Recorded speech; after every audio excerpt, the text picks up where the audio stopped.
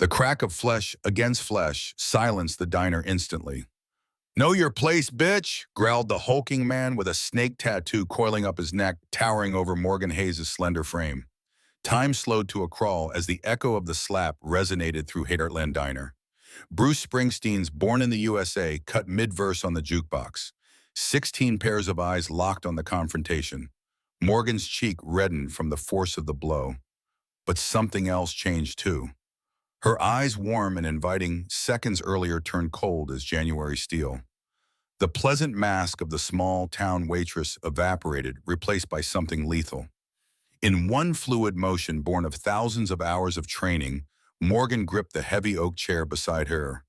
With military precision and devastating force, she swung it in a perfect arc, catching all three leather-clad men across their backs.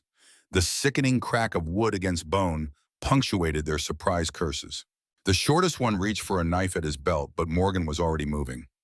Her hands became weapons precise, methodical, devastating. A throat strike that collapsed a windpipe. A solar plexus blow that drove the air from lungs. A wrist lock that snapped bone. In 8 seconds, all three men lay groaning on the linoleum floor, their swagger shattered like the fallen coffee cups. William Bill Garrett, the 68-year-old diner owner, hadn't moved from his stool behind the counter. His weathered face showed no surprise as he studied Morgan with knowing eyes. "Afghanistan, 2009, he said quietly, his voice carrying in the stunned silence. "Which unit were you with?" Morgan's chest rose and fell rapidly, her professional mask slipping as their eyes locked across the devastation.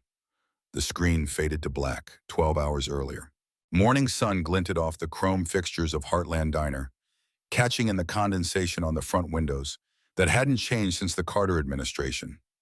The red neon open sign buzzed with a familiar hum, casting a warm glow across the counter where three regulars hunched over their coffee cups. "I'm telling you that '82 Super Bowl was fixed," argued Harold Wilson, 73, jabbing a gnarled finger toward the television replaying classic football highlights.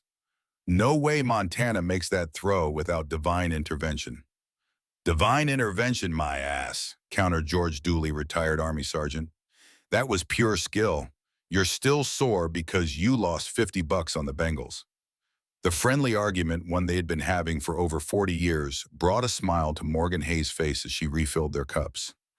At 42, she moved through the diner with practiced efficiency, her blonde hair pulled back in a practical ponytail, her uniform crisp despite the morning rush. "More coffee, gentlemen?" she asked, though she already knew the answer. Heartland Diner sat just off Route 67 in Millridge, Pennsylvania, a landmark since 1958. While the world outside had transformed through decades of progress and change within these walls, time moved differently. Faded Rambo and Rocky posters adorned wood-paneled walls. An authentic Corvette 1978 advertisement hung beside the restrooms.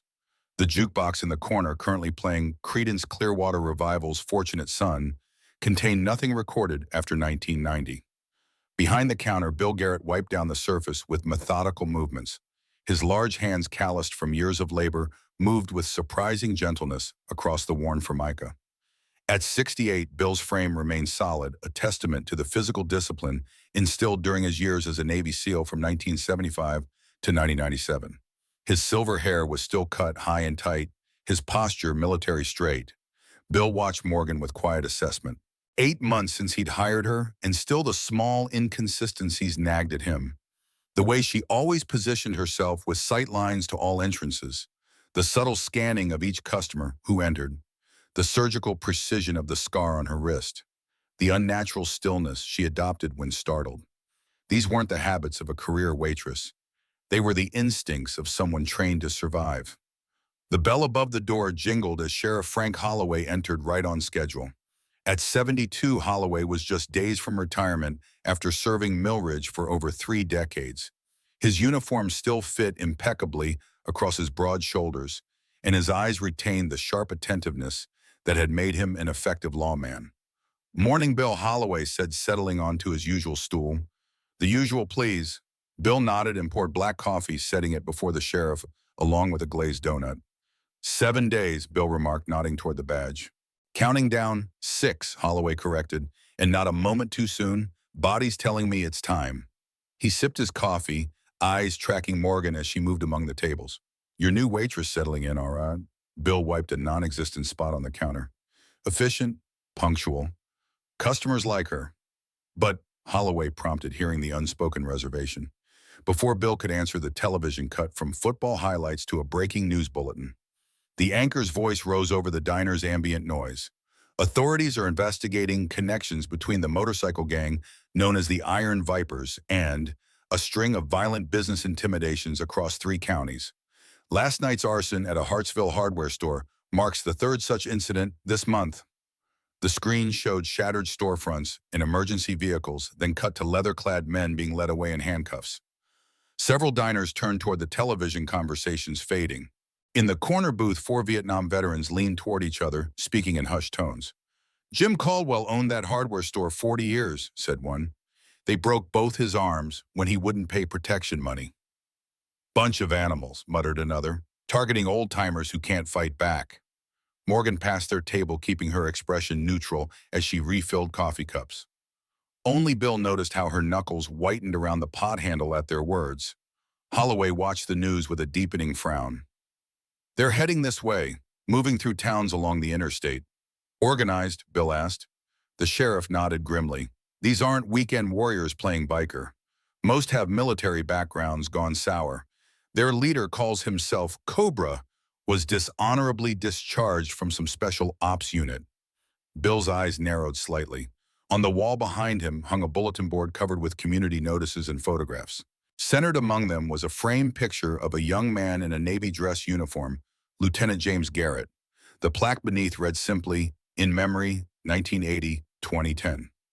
Holloway followed Bill's gaze. 13 years this August, he said quietly. 15, Bill corrected, eyes still on the photograph. Time moves differently when they're gone. Morgan approached, coffee pot in hand. Refill, Sheriff. Thank you, Morgan. Holloway studied her with professional assessment. How are you finding our little town? After where was it you moved from Colorado most recently? She answered with practiced ease. Everyone's been very welcoming. Small towns take care of their own. Holloway nodded. Been meaning to ask that apartment working out. The one above the old pharmacy. A barely perceptible tension crossed Morgan's features. It's fine, good water pressure. As she moved away to greet new customers, Holloway leaned closer to Bill. Background check came back on her, he murmured. Too clean. No credit history before 5 years ago. No social media. Driver's license issued just 4 years ago. Professional scrub job. Bill raised an eyebrow but said nothing. Not saying she's trouble, Holloway continued, but she's running from something. Witness protection, maybe. Bill wiped the counter with slow, deliberate strokes. Her business is her business, Frank. Just keeping an eye out. These iron vipers rolling through has me on edge.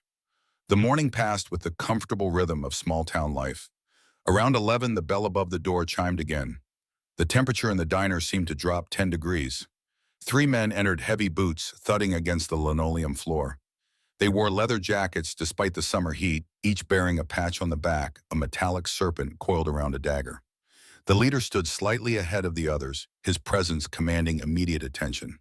Tall and powerfully built, a snake tattoo wound its way from his collar up his neck to his jawline. His hair was military short, a scar running through his right eyebrow. Conversations faltered and died. The jukebox seemed to dim as Bruce Springsteen gave way to uneasy silence. Seat yourselves anywhere, Morgan said calmly, continuing to wipe a table as if they were any other customers.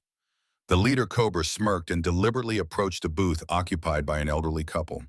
He stood at the edge of their table, staring down with cold amusement. This spot looks good, he said. You folks about done, the old man. Walter Jenkins, 78, retired pharmacist, looked up with confusion and unease. His wife, Martha, clutched her purse tighter. We're still eating, Walter said, voice wavering slightly. Cobra leaned down, placing his palms flat on their table. That wasn't a request, old-timer. The 2 men flanking him chuckled, hands resting near visible knife outlines beneath their jackets. Bill stepped from behind the counter, movements unhurried but purposeful. Sheriff Holloway turned on his stool, right hand casually moving toward his hip where his service weapon rested. Before either could intervene, Morgan appeared at the table, waitress, smile fixed in place. But something had shifted in her posture, a subtle change that radiated controlled danger. Gentlemen, she said, voice level, there are empty booths. I'd be happy to seat you elsewhere. Cobra straightened, turning his predatory assessment to Morgan. His gaze lingered too long on her figure. Well, hello there, sweetheart, he said, voice a gravelly purr. Aren't you a pretty little thing? Something flickered in Morgan's eyes, recognition there, and gone so quickly most would miss it. But Bill didn't. Neither did Cobra, whose smile widened fractionally. The booth by the window just opened, Morgan said, gesturing. Great view of the street. You can keep an eye on your bikes. For a moment, Cobra seemed ready to escalate. Then with a theatrical sigh, he nodded to his companions. Sure, why not? We'll take the window. As they moved, Cobra deliberately bumped against Morgan's shoulder. She didn't flinch, merely adjusted her stance to maintain balance. Morgan brought menus to their table, maintaining her professional facade. Can I start you with coffee? Coffee for my friends, Cobra said, leaning back. I'll take a beer. I'm sorry we don't serve alcohol. Cobra's smile didn't reach his eyes. Shame. Water, then. As Morgan turned away, Cobra called after her. Hey, sweetheart, what's your name? She paused, then half turned. Morgan. Morgan, he repeated, rolling the name around his mouth like tasting it. Pretty name. I'm Marcus. Friends call me Cobra. His emphasis on the name hung in the air like a challenge. Morgan's expression remained neutral, but Bill noticed the slight tensing of her shoulders. At the counter, Holloway finished his coffee and placed a $5 bill under his cup. Think I'll stick around a bit, he said quietly to Bill. For 20 tense minutes, an uneasy calm settled over the diner. The bikers ate occasionally, making comments just loud enough to carry about the backwater town and its geriatric population. Each time Morgan approached their table, Cobra found reasons to touch her arm or brush against her testing boundaries. Walter and Martha Jenkins finally gathered their belongings with the careful movements of the elderly. As they passed the biker's table, Cobra stuck out his boot, causing Walter to stumble. The old man caught himself on a nearby chair. Watch your step, Pops, Cobra said with a smirk. Martha helped steady her husband, face flushed with indignation. There's no call for that behavior, young man. Cobra's expression hardened. Young man, lady, I'm 48. Old enough to know this town is ripe for changes. He leaned forward. Tell your friends the Iron Vipers are setting up shop here. Anyone with a business will be getting a visit about our protection services. Walter drew himself up with dignity. This town's been standing fine without your kind of protection. Cobra stood suddenly towering over the couple. Times change, old man. Either get with the program or get out of the way. Sheriff Holloway rose, hand resting openly on his holstered weapon. That's enough. Time you boys paid your check and moved along. Cobra's cold eyes assessed Holloway. Sure thing, Sheriff. He pulled out a wad of cash, peeling off several bills and tossing them on the table. Keep the change, Morgan. Consider it a down payment. A down payment on what? She asked coolly. On our business relationship. We'll be having a longer conversation with every establishment in town about our fees.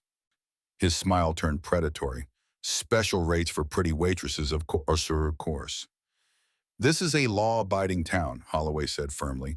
We don't have any need for your kind of business. Cobra turned to face the sheriff fully. With all due respect to your badge, old-timer, you're what a week from retirement word travels. This town's got one sheriff and no deputies. The nearest state police barracks is 40 minutes away. His voice dropped. Lot can happen in 40 minutes. The tension crackled like static electricity. The Vietnam veterans at their table had gone silent, weathered faces hardening with readiness. Bill had moved to a position where he could reach the baseball bat beneath the register. Morgan stepped between Cobra and the elderly couple, voice calm but firm. Your bill comes to $32.75. I'll get your change. Cobra's attention snapped back to her, something dangerous flickering in his eyes, definite recognition now, though he masked it quickly. Keep it. He looked her up and down once more, then leaned closer to whisper something only she could hear. Morgan's face went completely still, the stillness of a predator recognizing another of its kind. I'd prefer if you found somewhere else to eat in the future, she said, voice carrying in the silent diner. Even the jukebox seemed to hold its breath between tracks. Cobra's face darkened. What did you just say to me? I said, Morgan repeated each word distinct, that your business isn't welcome here. For 3 heartbeats, no one moved. Then Cobra's hand lashed out with shocking speed, the crack of his palm against Morgan's cheek echoing like a gunshot. "Know your place, bitch," he growled. What happened next occurred so quickly that most would later give conflicting accounts.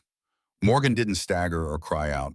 Instead, her eyes changed, the pleasant waitress vanished, replaced by something cold and lethal. In one fluid motion, she gripped the heavy wooden chair and swung it with controlled violence into the backs of all three men. The crack of wood against bone was followed by curses of pain. The wiry man with a patchy beard reached for a knife.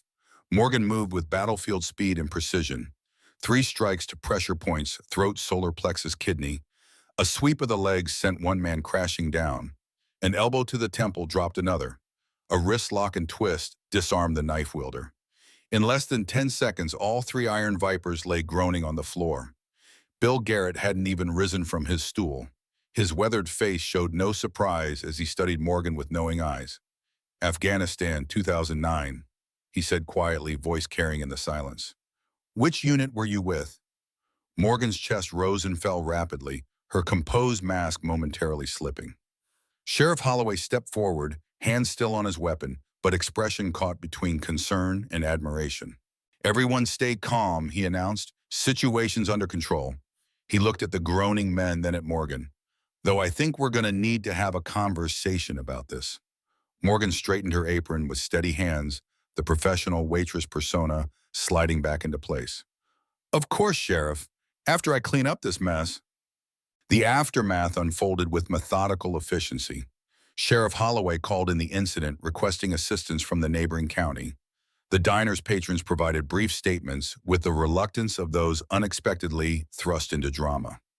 Bill closed early, flipping the sign and drawing the blinds as Holloway led the 3 handcuffed bikers to his cruiser. Cobra's eyes never left Morgan. "This isn't over," he called from the doorway. "Not by a long shot. We know who you are now, Catherine." The name hung in the air like a grenade with the pin pulled. Morgan's face betrayed nothing but her knuckles whitened at her sides. Once the last customer departed and the sheriff drove away with his prisoners, Bill locked the front door and turned to Morgan, who continued cleaning as if nothing extraordinary had happened.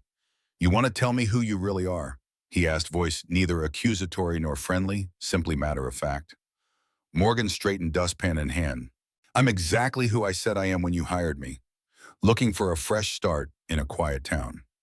"Those weren't the moves of someone looking for a quiet life," Bill said, moving behind the counter to pour 2 coffees. "That was professional training. Military or agency, I'd guess." Morgan abandoned the pretense of cleaning and approached the counter, though she left the coffee untouched. "Does it matter I did what needed doing?" "It matters because those men will be back," Bill replied evenly, "and they won't come alone." A flicker of resignation crossed Morgan's face. "I should leave town. This isn't your problem." "Bit late for that. Once the Iron Vipers target a place, they don't just walk away." Bill sipped his coffee. "Besides, Holloway will only be able to hold them for a day, maybe 2. Nothing that'll stick for long. Then I definitely need to be gone before they're released." Bill studied her for a long moment. "Running's your business. But I've seen enough operators in my time to know when someone's carrying serious training. The way you handled those 3, that wasn't self-defense classes at the Y." Morgan remained silent, her posture shifting almost imperceptibly into a defensive stance. "I served with SEAL Team 6 for 22 years, Bill continued. "Did another 6 after that with outfits that don't have names. I know professional movement when I see it." He paused. "Those men are ex-military gone bad. Their type holds grudges and they've got numbers. If you run, they'll either follow you or take their anger out on this town." The silence stretched between them, heavy with unspoken truths. Finally, Morgan sighed and reached for the coffee. "I was a combat instructor," she admitted, voice low. "Hand-to-hand specialist for a specialized unit. I'm taking a break after an operation went sideways." It wasn't the whole truth, Bill could see that, but it was more than she'd revealed in 8 months. "He called you Catherine," Bill observed. Morgan's cup froze halfway to her lips. "He's mistaken." "Is he?"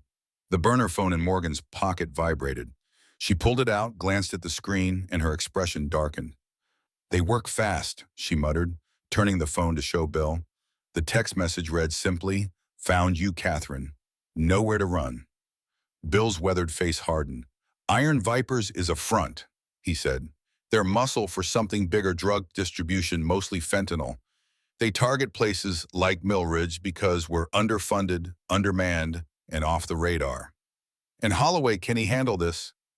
Frank's a good man, good sheriff, but he's one man with a badge in a town that hasn't seen serious trouble in decades. Bill's expression darkened.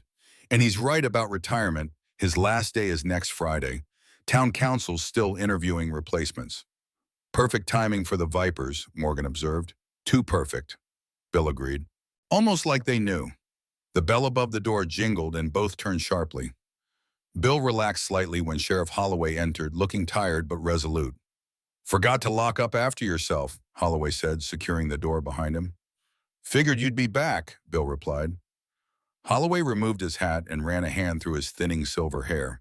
Those three are cooling their heels, but it won't last. Their lawyer's already making noise about excessive force and self-defense. He turned to Morgan. Which brings me to you, Ms. Hayes, if that's really your name. Morgan's expression remained neutral. It's the name on my W-2 forms. Holloway smiled thinly. Uh-huh. Well, whoever you are, you've stirred up a hornet's nest. That stunt with the chair was impressive, but what came after? He shook his head. Those weren't moves they teach in self-defense classes. I took some specialized training after a bad relationship, Morgan offered smoothly. Ex-boyfriend issues. Must have been some training and some ex, Bill interrupted. What's the situation with the Vipers, Frank? Holloway's expression turned grim. Bad. Got a call from Sheriff Tanner over in Hartsville. They hit 3 businesses there last week, roughed up owners who wouldn't pay. Torched one place as an example. They've got about 20 members in their core group, all armed, all dangerous. He fixed Morgan with a hard stare. And their leader, this Cobra character, he's not just some thug. Real name's Marcus Reed, former military dishonorable discharge. Rumors he was Delta Force before something went wrong. Morgan's face remained composed, but Bill noticed her slight tension at Reed's name. He made bail yet? She asked. Holloway shook his head. Processing them now.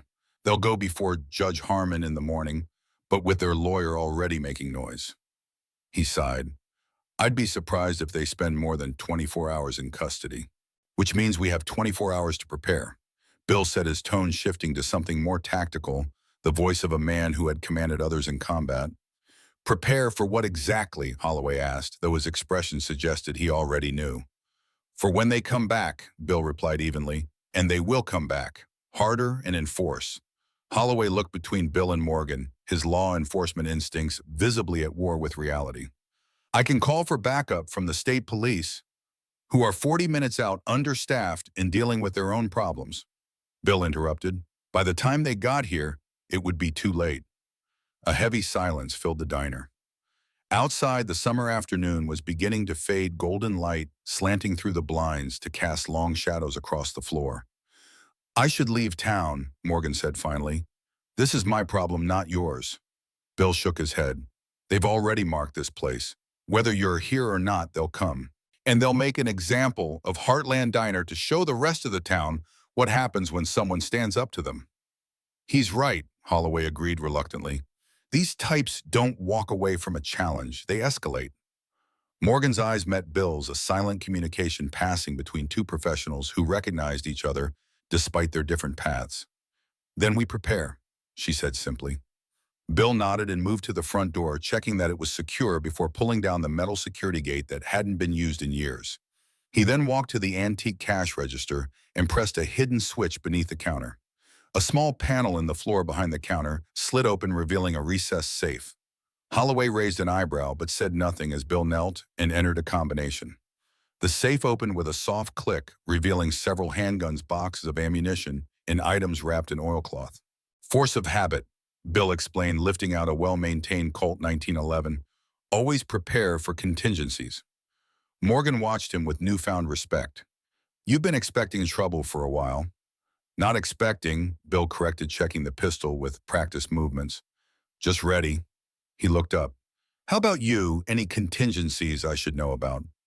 Morgan hesitated, then reached beneath her uniform to reveal a compact 9mm in a concealed holster at the small of her back. Never leave home without it. Holloway sighed heavily. I should confiscate both weapons and arrest you for planning what sounds suspiciously like an ambush. You could, Bill acknowledged, or you could help us make sure no one else gets hurt.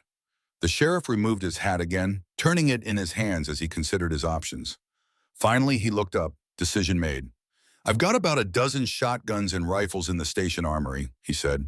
And I know at least 15 men in town who served in one branch or another who'd come if I called. Bill shook his head. We don't want to turn Main Street into a war zone.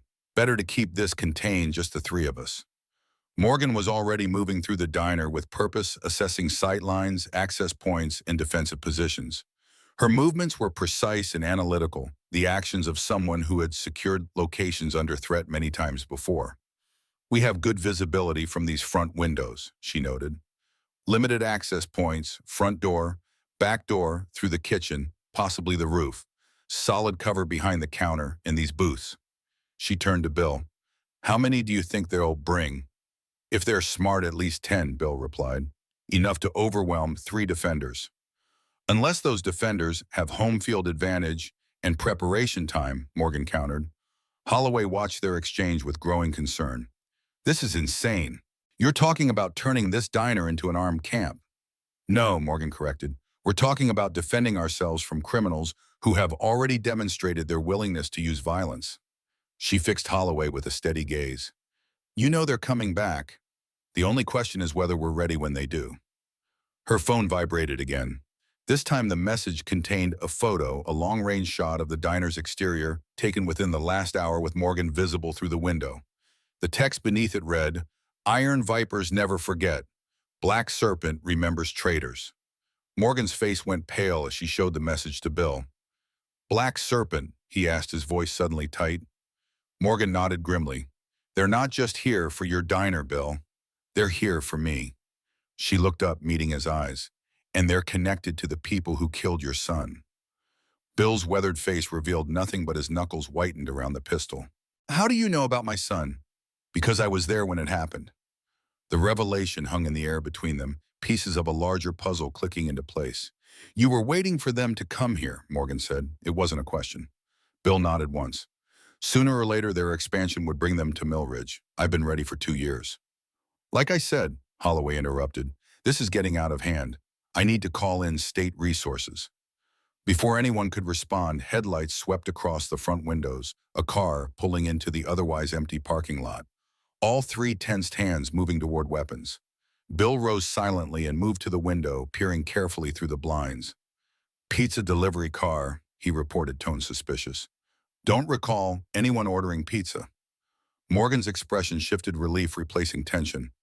That's our help, she said, moving to the door and unlocking it. Right on time. The woman who entered was not what Holloway or Bill expected. In her mid-40s, with dark hair pulled back in a practical ponytail and wearing the uniform of Tony's Pizza, she looked like any delivery driver except for her eyes. Those eyes surveyed the room with the same professional assessment Morgan had displayed earlier. Special delivery, the woman said, her voice carrying a hint of a northeastern accent. Morgan nodded. Good to see you, Rachel. The 2 women embraced briefly but warmly, the greeting of old comrades rather than friends. Took me 3 hours to get here, Rachel Cortez said, setting down what appeared to be an insulated pizza delivery bag on the nearest table. Traffic was a nightmare on the interstate. Morgan gestured to Bill and Holloway. Bill Garrett, owner of this establishment. Sheriff Frank Holloway. She turned to them. This is Rachel Cortez. We worked together before. Rachel nodded to both men, her assessment swift and comprehensive. Former military, she asked Bill. Navy SEAL, he confirmed. Team 6, you... A slight smile crossed Rachel's face. Something similar, different branch. She unzipped the pizza delivery bag, revealing not food but an assortment of compact equipment, communication devices, small cameras, and several items whose purpose wasn't immediately obvious. Brought what I could grab on short notice, she explained, removing items and setting them on the table. 2 encrypted radios, 4 motion sensors, tactical flashlights, first aid kit, and a few other helpful items. Holloway stared at the equipment, then at Rachel. You're not really a pizza delivery person, are you? Rachel's smile widened slightly. Today I am. It's a good cover. No one questions a pizza car parked anywhere. Bill was examining the equipment with the practiced eye of someone familiar with tactical gear. Government issue, he noted. Recent model. Let's just say it fell off a truck, Rachel replied smoothly. She turned to Morgan. What's the situation? As Morgan briefed Rachel, Bill continued sorting through the equipment. His hands moved with the confidence of someone who had used similar tools before checking batteries and functions with practiced efficiency. Holloway watched the three of them with growing amazement. These were not ordinary people. They moved and spoke in the shorthand of professionals accustomed to danger and violence. I need to make some calls, he said finally. Get my deputy back from his fishing trip, alert the state police that we might have a situation. Morgan nodded, but her focus remained on the tactical planning underway. How long would it take to get meaningful backup here? Holloway hesitated. Honestly, hours. Maybe too long. Then we plan as if it's just us, Morgan replied. As Holloway stepped outside to make his calls, Bill continued examining the diner's layout with new eyes.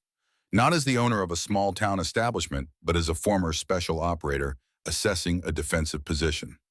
The counter provides good cover, he noted. Kitchen has a clear line of retreat if needed. Windows are vulnerable, but we can reinforce them. Rachel was already moving through the space, placing the small motion sensors at key points: the front door, the back entrance, the side alley. These will give us early warning, she explained. Range of about 100 yards, depending on conditions. Morgan nodded approvingly. What about firepower? Bill has his contingencies, but we might need more. Rachel patted the pizza bag. 2 more 9mm in the false bottom, plus extra magazines. Not enough for a war, but enough to make them think twice. Bill disappeared into the back room, returning moments later with a shotgun and a ring of keys. Time to show you the real contingency plan, he said grimly. He led them to a door at the rear of the kitchen that Morgan had assumed led to a storage closet. Bill unlocked it, revealing a narrow staircase descending into darkness. Prohibition-era smuggling route, he explained, flipping a switch that illuminated the stairwell with bare bulbs. Runs under Main Street to what used to be a speakeasy, now the hardware store. Previous owner showed me when I bought the place in '90. Morgan and Rachel exchanged impressed glances as they followed Bill down the stairs. The passage was narrow but solid, brick-lined and surprisingly well-maintained. I've kept it up over the years, Bill continued as they reached the bottom. Never knew when it might come in handy. The basement area opened into a small room that had clearly been repurposed. What might once have been a storage space for bootleg liquor now contained a gun safe, ammunition boxes, a workbench with tools, and several crates labeled with military designation codes. Bill Morgan said slowly, "This is a bit more than contingencies." The older man shrugged.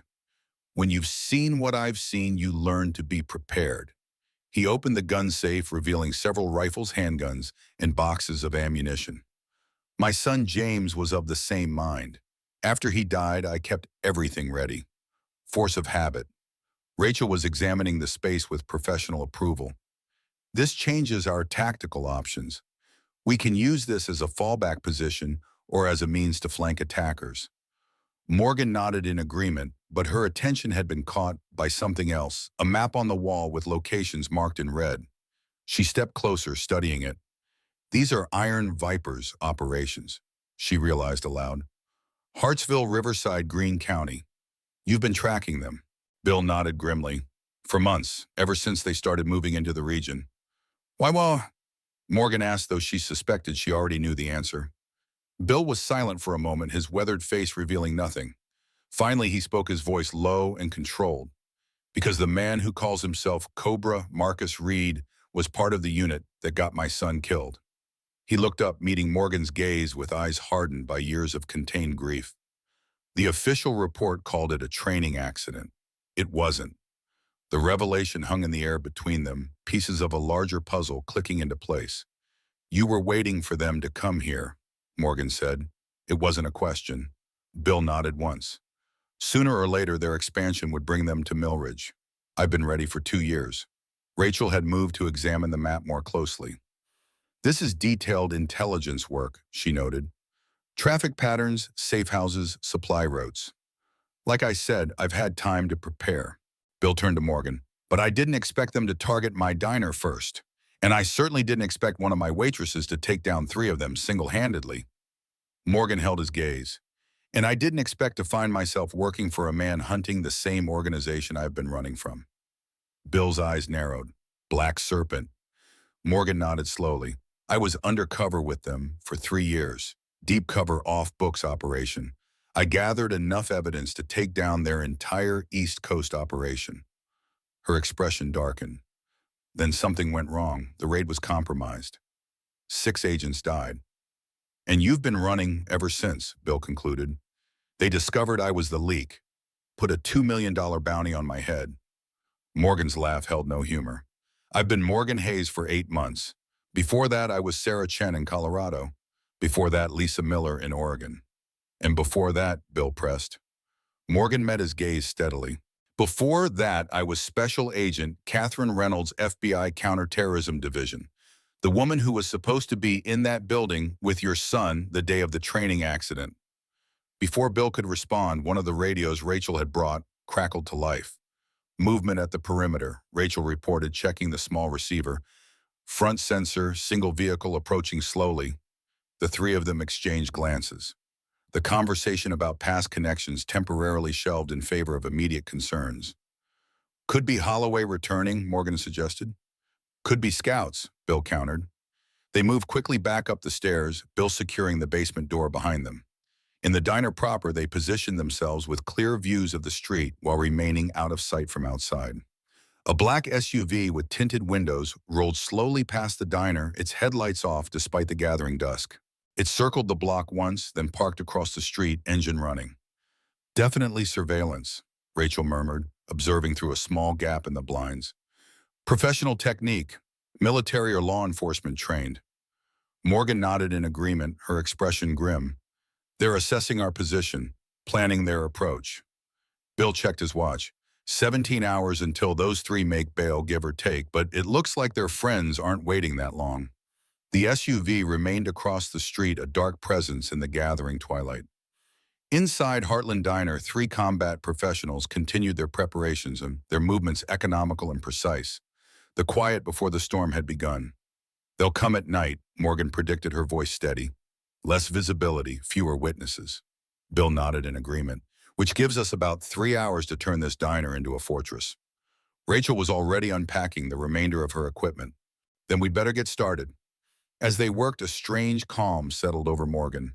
The past she had been running from had finally caught up with her, but this time she wasn't facing it alone. For better or worse, Heartland Diner was about to become a battleground. And Morgan Hayes, Catherine Reynolds, was ready for war. Sheriff Holloway returned 45 minutes later, his expression grim, as he locked the diner door behind him. Got a problem, he announced without preamble. Judge Harmon got a call from the Iron Viper's lawyer. He's expediting their bail hearing to tonight instead of tomorrow morning.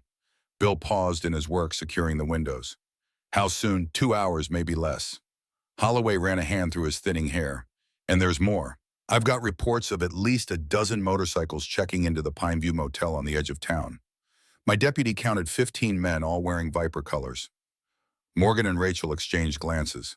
The timeline had accelerated dramatically. What about backup? Morgan asked. Holloway shook his head. State police can send 2 cruisers, but not until morning. There's a pileup on the interstate tying up all available units. So it's just us, Bill concluded, his tone matter-of-fact rather than alarmed. Not exactly, Holloway replied. I made some calls. 4 of my closest friends, all former military or law enforcement, are gearing up. They'll be positioned strategically around town, but out of sight unless needed.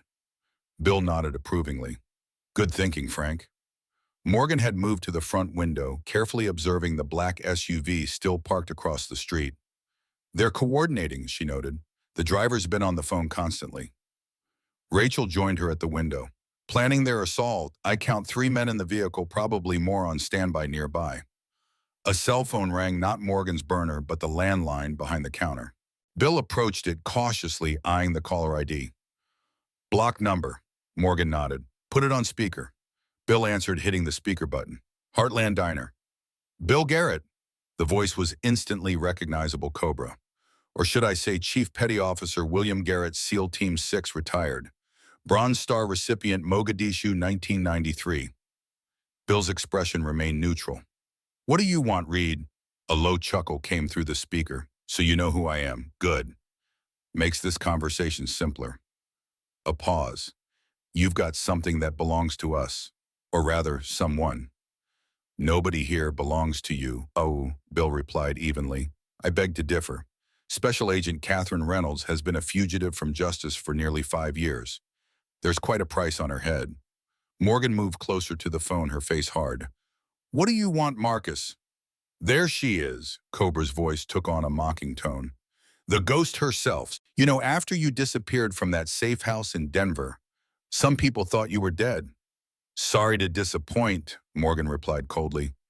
Oh, I'm not disappointed at all. In fact, finding you is the highlight of my year. The sound of a lighter clicking came through the speaker. Here's how this goes. You have 1 hour to walk out that door alone and unarmed. My men will pick you up. No one else needs to get hurt. And if I don't, then we burn that diner to the ground with everyone inside. Cobra's voice hardened. You know what we're capable of, Catherine. You've seen our work firsthand. Morgan's eyes met Bill's across the counter. A silent communication passed between them. 1 hour, Cobra repeated, and just so you know, we're serious. The line went dead. Seconds later, a muffled explosion shook the diner as a parked car across the street burst into flames. That was Walter Jenkins' Buick, Holloway said grimly, peering through the blinds at the burning vehicle. Bill turned to Morgan, his expression resolute. I think it's time we showed them what we're capable of. As smoke billowed into the darkening sky outside, the defenders of Heartland Diner made their final preparations, knowing that the real battle was about to begin. The Buick's flames painted the darkening street in shades of orange and red, casting ominous shadows across the walls of the diner. Inside, Morgan watched through a gap in the blinds as fire truck sirens wailed in the distance. Across the street, the black SUV remained its occupants, invisible behind tinted windows. That was just to get our attention, Morgan said, her voice steady despite the escalation. The real show starts when the hour's up. Bill nodded grimly, his weathered hands methodically checking the action on his Colt 1911. 53 minutes. Sheriff Holloway paced near the door, decades of law enforcement instincts battling with the reality of their situation. This has gone too far. I need to evacuate the businesses on either side of the diner. Do it, Bill agreed, but quietly. Tell them there's a gas leak. Last thing we need is civilians in the crossfire. As Holloway slipped out the back door, Rachel finished placing the last motion sensor and rejoined Morgan at the window. Primary target is you, she said matter-of-factly. Secondary is anyone who helps you. Standard Black Serpent protocol. Morgan's jaw tightened. I should walk out there. This isn't your fight. It became my fight when they targeted my town, Bill interrupted, not looking up from his weapon. And my diner. And when I learned they killed my son, they'll kill you too, Morgan warned. Bill's weathered face showed no fear, only cold determination. I've been ready to die since I buried James, but I'd rather take some of these bastards with me. The phone behind the counter rang, cutting through the tension. Bill answered on speaker. Thinking about my offer, Garrett, Cobra's voice was smooth, confident. We're not handing anyone over to you, Bill replied evenly. A cold laugh answered him. You know, I looked you up after our little scuffle. SEAL Team 6 Mogadishu 93, Silver Star, quite the war hero. Cobra paused. And then there's your son, Lieutenant James Garrett. Tragic training accident, wasn't it? Bill's knuckles whitened around the receiver. You say one more word about my son. Your son stuck his nose where it didn't belong. Cobra cut in, his voice hardening. Just like your waitress, just like you're doing now. Morgan moved to Bill's side, placing a steadying hand on his arm. She leaned toward the speaker. This is between you and me, Marcus. Let these people go and I'll walk out. Catherine Reynolds, Cobra drawled, savoring the name. The ghost herself. 5 years we've been hunting you. 5 years since you betrayed your country. I betrayed nothing, Morgan shot back. I exposed traitors who were selling military-grade weapons to drug cartels.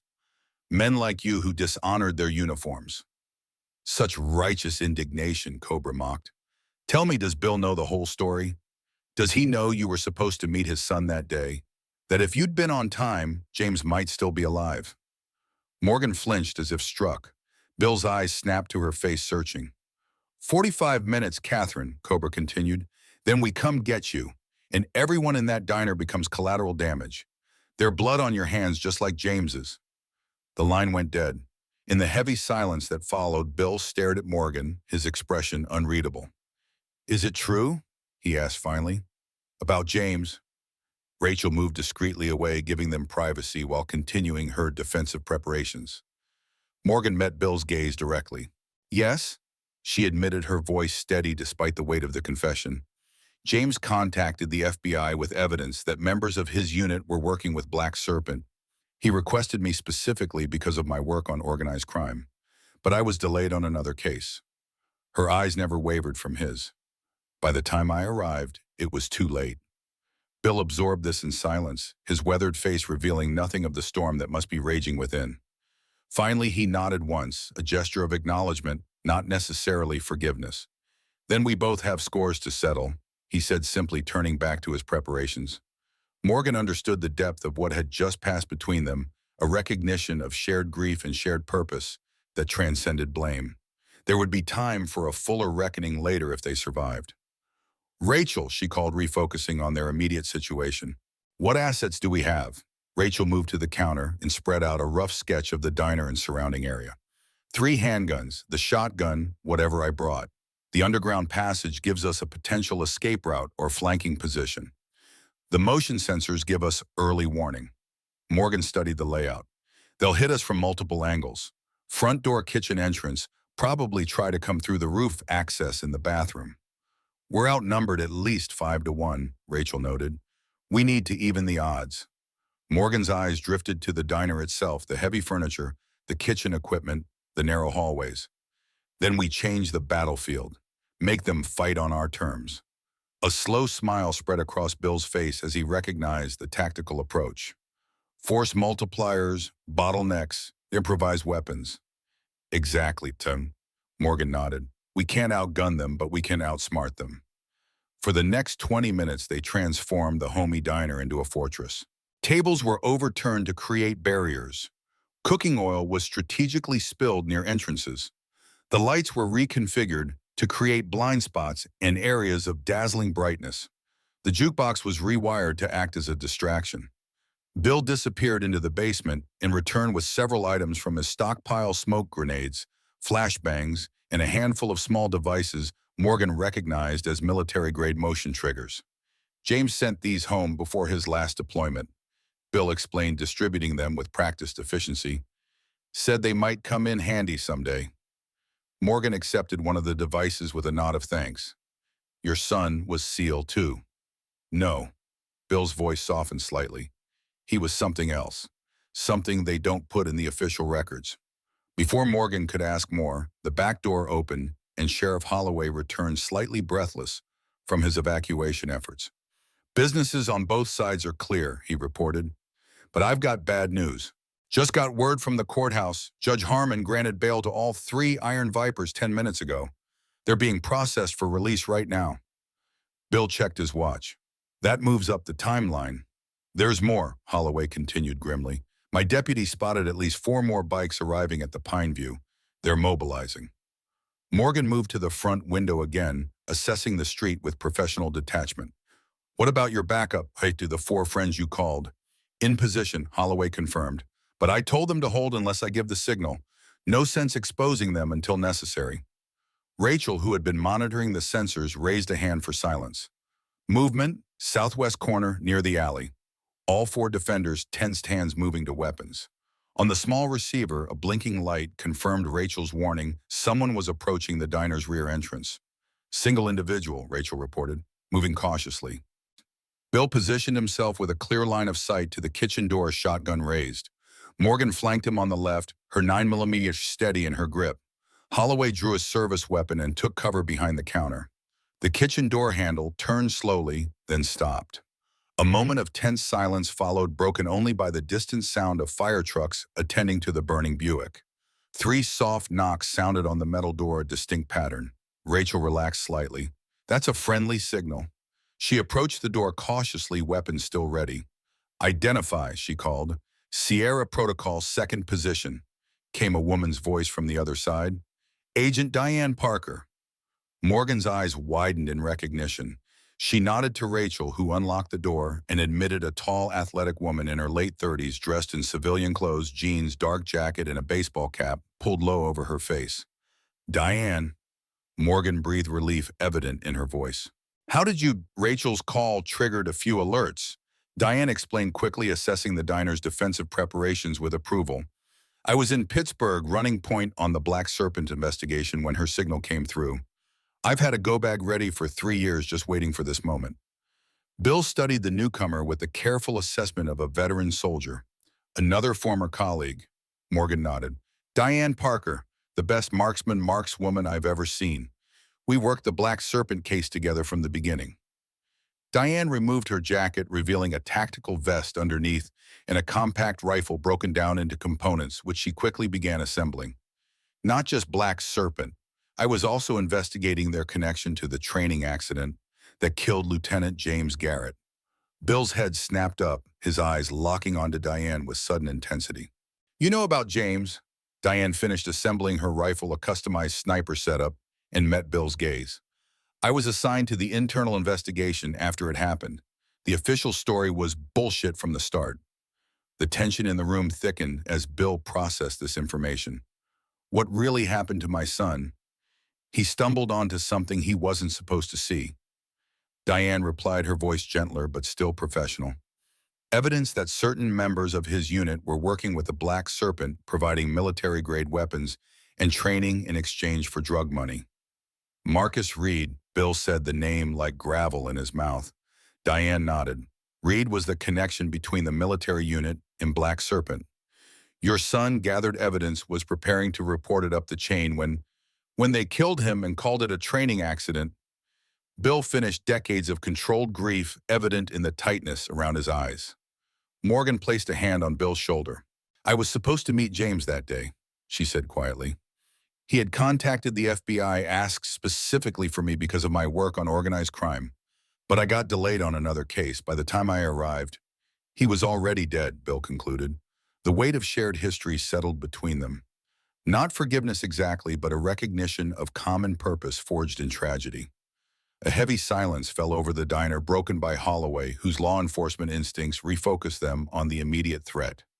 Incoming, he warned, pointing to the monitor, where 2 more sensors had activated, multiple contacts approaching from the east and north. Diane moved smoothly to the window, rifle at the ready. I count 4 motorcycles parking down the block. 2 men by the SUV are exiting, moving toward the front. They're earlier than expected, Rachel noted, checking her watch. We still have 30 minutes on Cobra's ultimatum. Morgan's expression hardened with understanding. They're not waiting. The ultimatum was just to keep us distracted while they positioned their forces. She turned to the others. They're coming now. As if confirming her assessment, the phone behind the counter rang again. Bill answered on speaker. Change of plans, Garrett. Cobra's voice came through, all pretense of civility gone. We're done waiting. Send her out now or we start shooting. Not happening, Bill replied evenly. A cold laugh answered him. Your funeral, old man. The line went dead. Positions, Morgan ordered, her voice shifting to command mode. Holloway counter, Rachel kitchen, Diane high ground. The storage loft has sight lines to both entrances. Bill, I know my diner, he interrupted with grim confidence, moving to a position behind an overturned table with clear fields of fire toward the front door. Morgan took a deep breath, centering herself as she had before countless operations. Remember, they want me alive, but they won't hesitate to kill the rest of you. Don't take chances. Seconds ticked by in tense silence. Outside, the evening had fully darkened, the only illumination coming from street lights in the still smoldering remains of the Buick. The attack, when it came, was coordinated and professional. The front window shattered as something metallic crashed through it, bouncing across the floor with a metallic clang. Morgan recognized it instantly. Flashbang down, she shouted. The defenders ducked as the stun grenade detonated with a deafening bang and blinding flash. Simultaneously, the back door burst open with a splintering crash as a battering ram broke through. Through the ringing in her ears, Morgan heard the thunder of Bill's shotgun as he fired at shadowy figures attempting to enter through the shattered window. Holloway's service weapon barked 3 times from behind the counter. From her elevated position in the storage loft, Diane fired with surgical precision, dropping a man who had made it halfway through the window. In the kitchen, Rachel engaged two attackers who had breached the rear entrance. The sharp reports of her pistol, punctuated by grunts of pain. Morgan stayed low, moving between defensive positions, picking her shots carefully. These weren't ordinary criminals. They moved with tactical discipline, using cover and suppressive fire as they attempted to breach the diner's defenses. East side clear, Diane reported from above, her voice professional despite the chaos. Reloading. A second flashbang came through the broken window, but Bill was ready. He kicked it back out before it could detonate the explosion outside, followed by curses of pain. "They're trying to flank through the bathroom," Rachel called from the kitchen.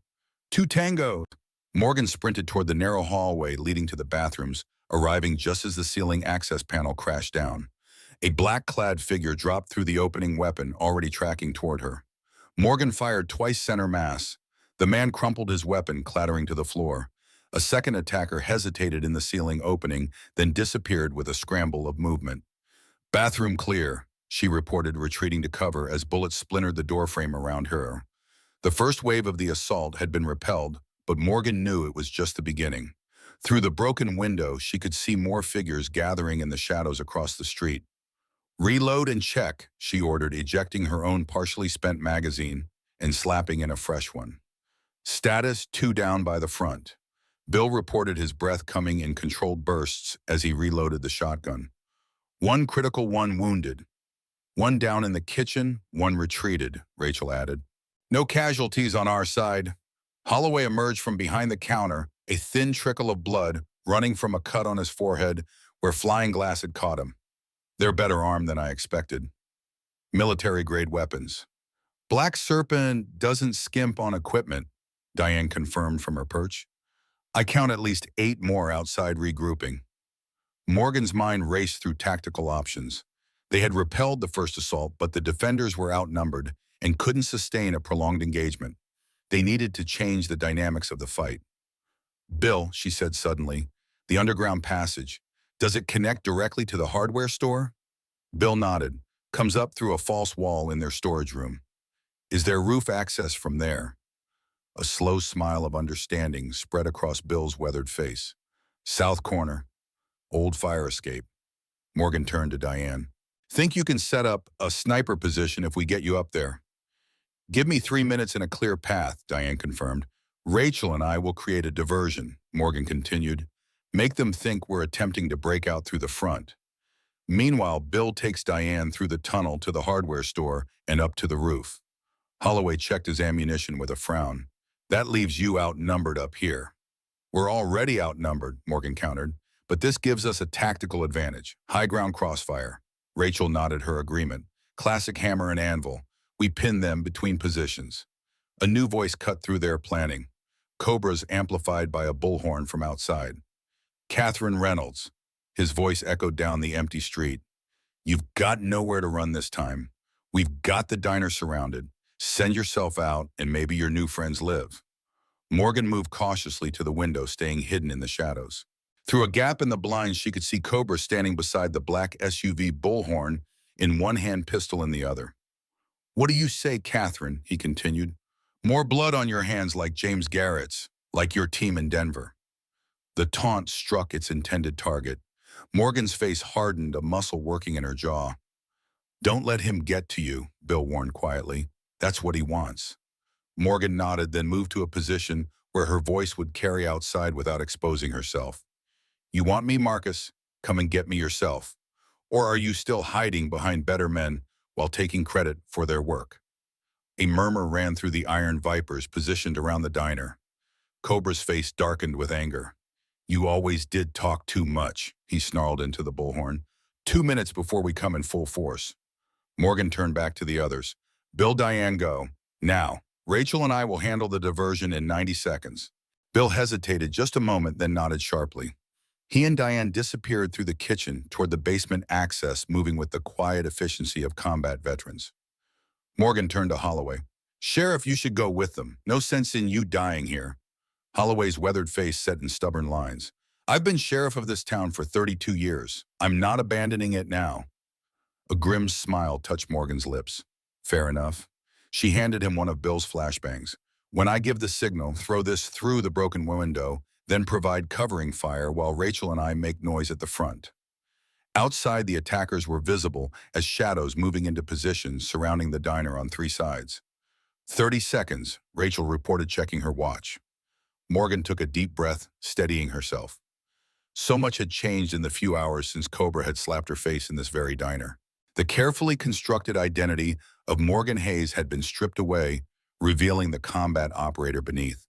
In some ways, it was a relief, like shrugging off a too-tight jacket that had restricted her movements for years. "Ready?" she asked Rachel and Holloway.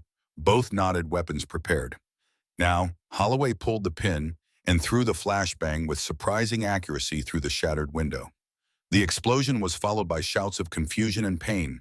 Morgan and Rachel rushed toward the front of the diner, firing controlled bursts at the shadows outside, while carefully avoiding hitting actual targets. The goal wasn't to kill, but to draw attention, and it worked. Return fire hammered the front of the diner, bullets punching through the remaining windows and splintering the wooden frames. Morgan and Rachel took cover behind overturned tables as glass and debris rained around them. "Keep their focus for another minute," Morgan directed. "Diane needs time to get in position." Holloway fired steadily from behind the counter, his decades of experience evident in his calm, measured shots. "Like shooting tin cans off the fence," he muttered. "Just noisier." Through her earpiece, Morgan heard Bill's voice. "In position. Diane is setting up on the hardware store roof. Southeast corner, clear sight lines to the diner and the street." "Copy that," Morgan replied. "Stand by." The firefight intensified as more attackers joined the assault. Bullets riddled the diner's interior, shattering coffee cups and puncturing the vintage jukebox, which sputtered to life with a distorted version of Merle Haggard's "The Fighting Side of Me." "How appropriate," Rachel commented, dryly ducking as a round passed too close to her head. Outside, Morgan could hear Cobra shouting orders, directing his men to prepare for a coordinated rush from multiple directions. Their diversion had worked perhaps too well. The defenders inside the diner were now pinned down under heavy fire. "Get ready," Morgan warned. "They're going to rush us in force." As if on cue, the gunfire from outside momentarily ceased. In the sudden silence, broken only by the dying notes of the jukebox, Cobra's voice rang out. "Final chance, Catherine, surrender now." Morgan caught Rachel's eye and nodded. It was time for the next phase of their plan. "Go to hell, Marcus," she shouted back. The response was immediate, a barrage of covering fire followed by the sound of multiple attackers rushing the diner from different directions. "Diane, execute," Morgan ordered into her earpiece. The crack of a high-powered rifle split the night. One of the attackers rushing the front door crumpled mid-stride. A second shot and another fell. The precise, methodical rhythm of Diane's shooting created momentary confusion among the attackers, who couldn't immediately identify the source of this new threat. Morgan seized the advantage, rising from cover to engage the men who had made it through the broken window. Her shots were precise, one to the shoulder, disabling without killing.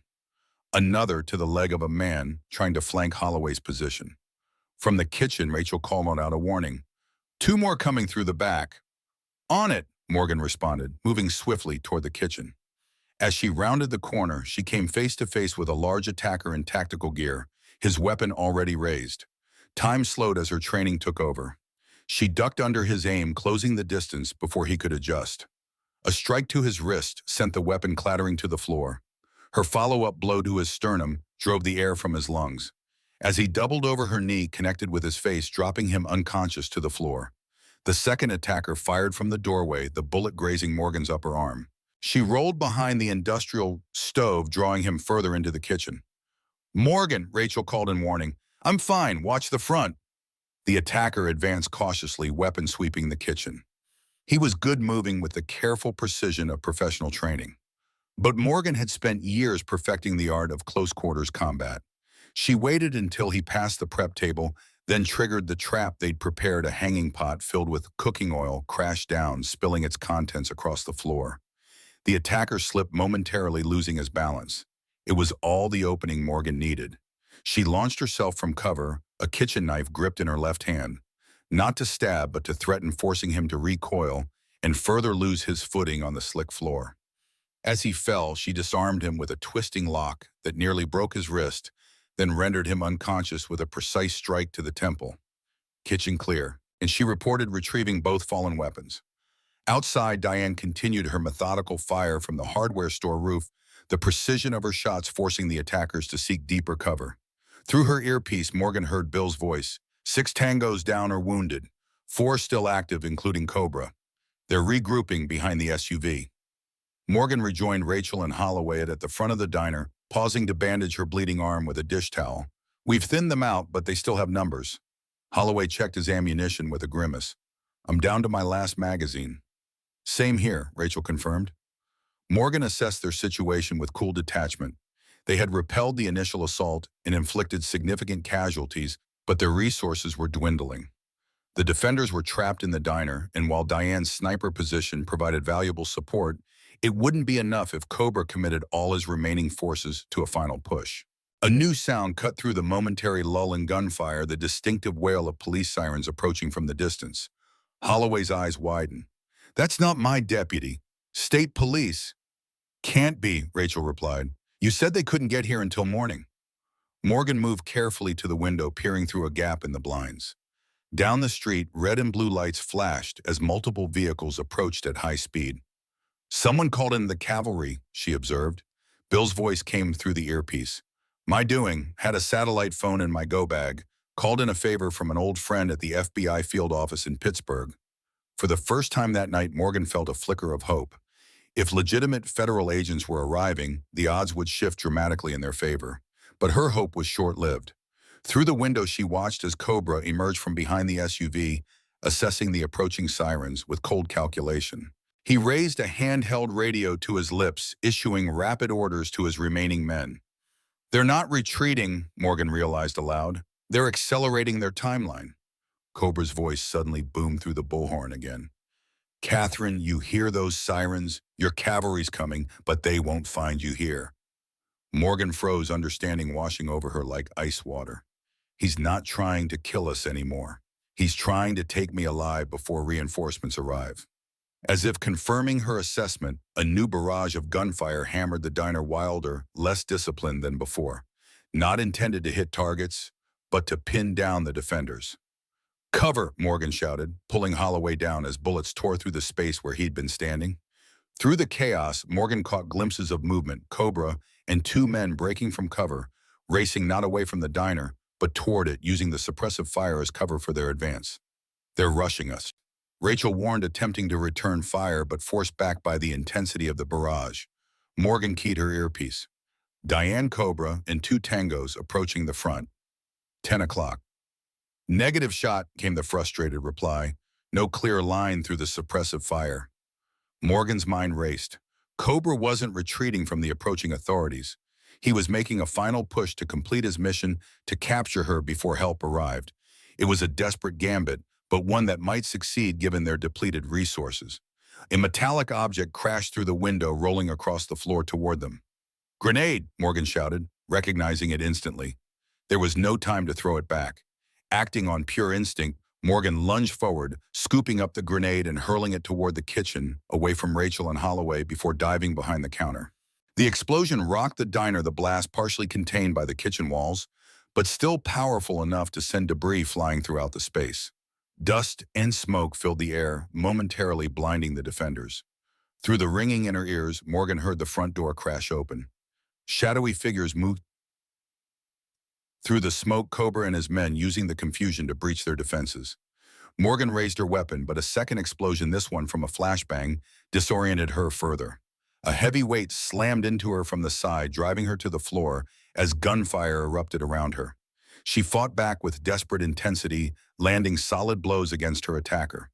But another figure joined the fray, pinning her arms, while the first attacker secured her legs. Got her, a rough voice called. Moving to extract, Morgan bucked and twisted her combat training, allowing her to break one arm free. She struck out blindly, connecting with something solid enough to elicit a curse of pain. Subdue her, Cobra's voice ordered from somewhere nearby.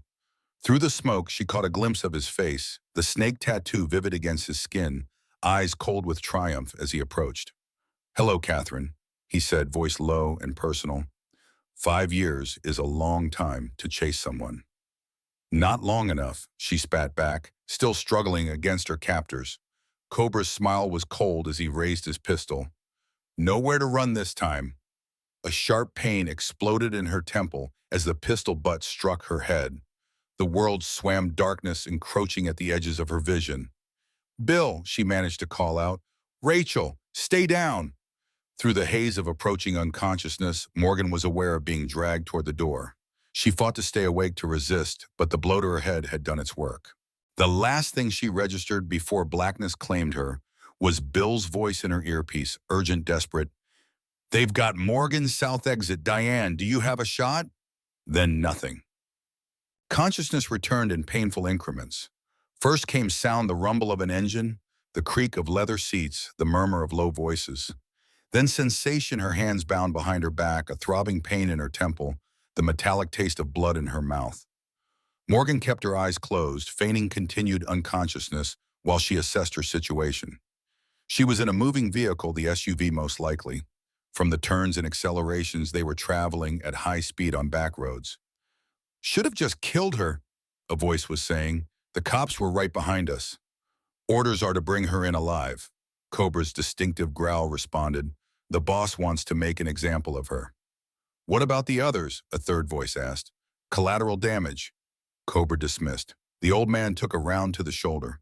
"The sheriff's probably dead from the grenade. The woman in the kitchen took at least 2 hits.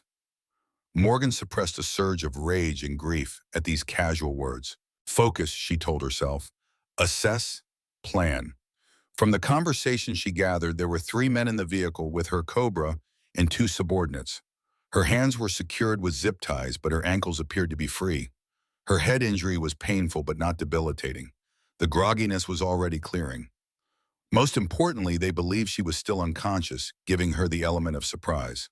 "ETA to the airfield," one of the men asked. 20 minutes, Cobra replied. "Chopper standing by to extract to the main compound." Morgan's heart sank. If they reached the airfield and transferred her to a helicopter, her chances of escape would plummet dramatically. She needed to act before then, despite the unfavorable odds. Carefully, she tested the zip ties binding her wrists, seeking any weakness or flexibility. They were tight, but not circulation-cutting tight. With the right leverage and technique, she might be able to break them, but it would require a distraction. As if answering her unspoken need, the vehicle's radio crackled to life. "Alpha Team report," a voice demanded. Cobra reached for the radio handset. "Alpha Actual, package secured en route to extraction point. Be advised, law enforcement has established roadblocks on all major routes. Recommend alternate pathways." "Already on it," Cobra responded, taking County Road 27 to the cutoff. This information was valuable. They were on a secondary road, likely with limited traffic. Any escape attempt would need to capitalize on that isolation. Morgan continued her careful assessment. From the sound pattern, she was positioned in the back seat with 1 guard beside her and 2 men in front, Cobra driving, and another in the passenger seat. The vehicle hit a pothole, jostling the occupants. Morgan allowed her body to shift naturally with the movement, using it to mask her adjustment to a more advantageous position. "She's still out cold?" Cobra asked from the driver's seat. The man beside her leaned over, his breath hot on her face as he checked her. "Yeah, but she's breathing steady. That was a solid hit you gave her." "Don't underestimate her," Cobra warned. "This bitch took down 3 of our best men in that diner with just a chair in her bare hands." "Just like old times, huh, boss?" the passenger commented. "Remember that operation in Kosovo?" Cobra's laugh held no humor. "She was on our side then, before she decided to play hero." Morgan's mind raced at this new information. Kosovo. She and Cobra had operated together. The pieces of her fragmented past were aligning, memories she'd deliberately suppressed, resurfacing with painful clarity. "Why'd you do it, Catherine?" she said suddenly, her eyes still closed. "We were making a difference in our own way, working outside the bureaucracy, getting things done." The SUV swerved slightly as Cobra reacted to her voice. "Well, look who's awake," he said, eyes meeting hers in the rearview mirror. "Still the same smart mouth." Morgan met his gaze steadily. "And you're still the same coward, Marcus, hiding behind better men, taking credit for their work." The guard beside her tensed, hand moving to his weapon. "Shut her up, boss." "No," Cobra replied, his eyes never leaving hers in the mirror. "Let her talk. It's the last conversation she'll ever have." Morgan maintained eye contact, buying time as she worked her bound wrists against the seat edge behind her. The FBI knows everything, Marcus. Your connection to Black Serpent, the weapons shipments, James Garrett's murder. It's over. Nothing's over, Cobra sneered. By tomorrow, you'll be dead, and I'll be halfway to a non-extradition country with enough money to live like a king. The vehicle slowed as it approached what Morgan guessed was an intersection. This would be her best opportunity, the momentary reduction in speed, the driver's divided attention. She regulated her breathing, preparing for explosive action. Timing would be everything. As the SUV slowed further, Morgan made her move. Her eyes snapped open. Before the guard beside her could react, she drove her head forward into his face with all the force she could muster. The crunch of cartilage and his howl of pain confirmed a broken nose. In the same fluid motion, she brought her knees to her chest and kicked out at the back of the driver's seat, sending Cobra lurching forward into the steering wheel. The SUV swerved violently, tires screeching on asphalt. The passenger turned, drawing his weapon, but Morgan was already in motion again. Rolling her body across the back seat, she delivered a powerful kick to her guard's groin that left him doubled over and retching. Cobra fought to regain control of the vehicle as it fishtailed across the road. "Shoot her," he screamed at the passenger. The man twisted further in his seat, weapon raised. Morgan threw herself to the floor of the vehicle as the gun discharged the bullet, punching through the back window instead of her skull.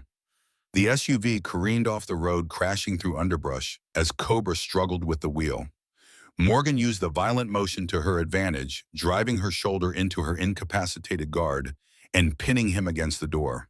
With a silent apology to her wrists, she executed the escape technique she'd practiced countless times in training, arching her back. She drove her bound hands down and outward with all her strength, separating the zip tie through sheer force and the proper angle. The plastic cut into her skin as it broke, but she was free. The passenger fired again, the round going wide as the vehicle bounced over rough terrain. Morgan seized her guard's weapon from its holster, then grabbed the handle of the rear door and threw her weight against it. The door burst open and Morgan launched herself from the moving vehicle, tucking into a roll as she hit the ground. Pain exploded across her body as she tumbled down an embankment, the momentum carrying her through brambles and over rocks before she came to a stop in a shallow ditch. For a moment, she lay stunned, her breath coming in sharp gasps as she oriented herself. A quick self-assessment confirmed a gash on her forehead bleeding freely, a severely bruised shoulder, and possibly a sprained wrist, painful but not incapacitating. Above, the SUV had skidded to a halt. Car doors slammed as her pursuers recovered from the chaos she'd created. "Find her!" Cobra's voice bellowed. "She can't have gone far!" Morgan forced herself to move, crawling deeper into the underbrush that lined the road. The night darkness was her ally, now concealing her from immediate detection. She checked the weapon. She'd taken a Glock 19 magazine nearly full. Small comfort against three armed opponents, but better than nothing. Flashlight beams cut through the darkness as Cobra and his men began searching the roadside. Morgan remained motionless, controlling her breathing despite the pain radiating through her body. "Spread out," Cobra ordered. 10-meter intervals. "She's injured. Check the blood trails." Morgan assessed her options with cold pragmatism. She was outnumbered, injured, and unfamiliar with the terrain. Direct confrontation would be suicidal. Evasion was her best strategy. Avoid detection, put distance between herself and her pursuers, then circle back towards civilization. A flashlight beam swept over the brush just feet from her position. Morgan held her breath, willing herself to become one with the shadows. "Got blood here," one of the men called from further down the embankment. "Fresh trail heading east." Thank God for distractions, Morgan thought as the flashlight near her position swung away to join the false lead. Someone else's blood, or animal blood, or just red-colored water. She didn't care as long as it drew them away. When the immediate area cleared, Morgan began to move slowly, silently, using techniques honed through years of training. Each movement was deliberate, avoiding twigs or leaves that might create noise. She oriented herself by the stars visible through gaps in the tree canopy. If the SUV had been heading toward an airfield, moving in the opposite direction should eventually lead to a main road or town. Behind her, she could hear Cobra cursing as the false trail went cold. "Spread wider, she's here somewhere." Morgan increased her pace, ignoring the protests of her battered body. Distance was life now. Every yard between her and her pursuers improved her odds. After what felt like hours but was likely only 20 minutes, the sounds of pursuit had faded. Morgan paused in a small clearing to assess her condition and options. The head wound had mostly stopped bleeding, but dried blood matted her hair and stiffened the left side of her face. Her right wrist was definitely sprained from the landing. Every breath sent sharp pains through her rib cage, possibly cracked ribs. Despite the catalog of injuries, she allowed herself a grim smile. She was alive and armed, a significant improvement over her situation 10 minutes ago. A distant sound caught her attention, the rhythmic thump of helicopter rotors approaching from the north.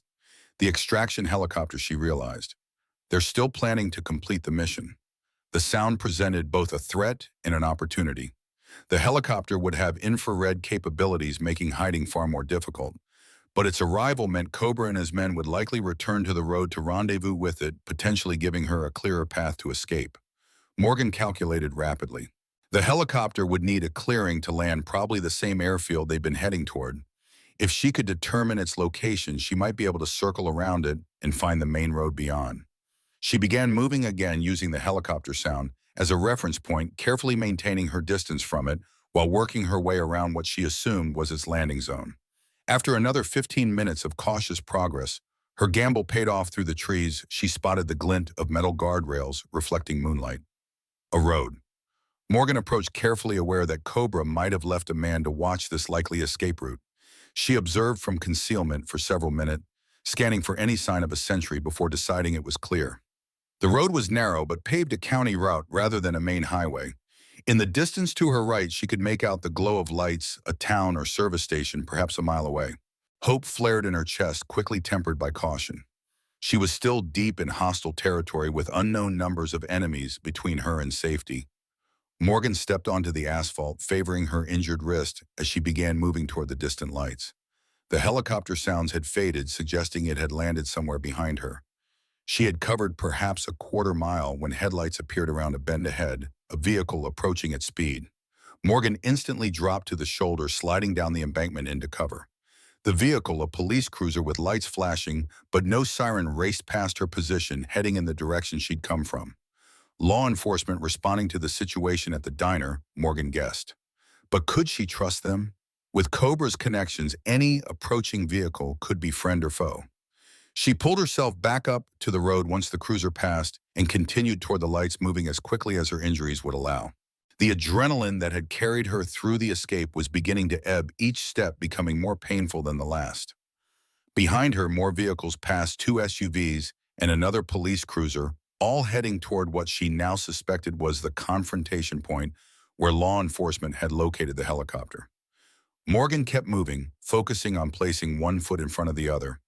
The distant lights grew gradually larger, resolving into what appeared to be a small gas station at a crossroads.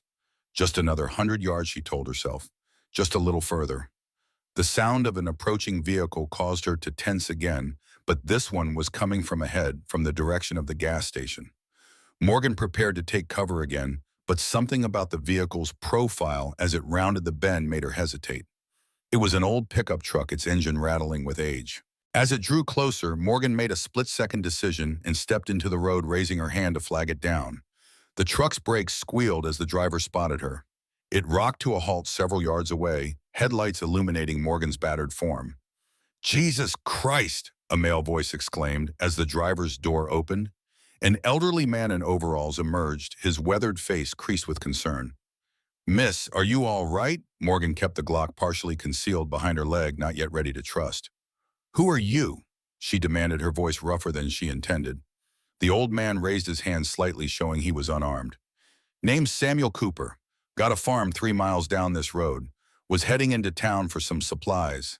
His eyes narrowed as he took in her condition. "You look like you've been through hell, ma'am." Morgan studied him carefully, the deep lines in his face, the work-worn hands, the genuine concern in his eyes. Nothing about him suggested connection to Black Serpent or the Iron Vipers. "I need help," she admitted, finally lowering the weapon slightly. "There are men after me." Cooper's expression hardened as he processed this information. Without hesitation, he gestured to the passenger door. "Get in," he said firmly. "Whatever trouble you're in, we'll sort it out at the sheriff's station."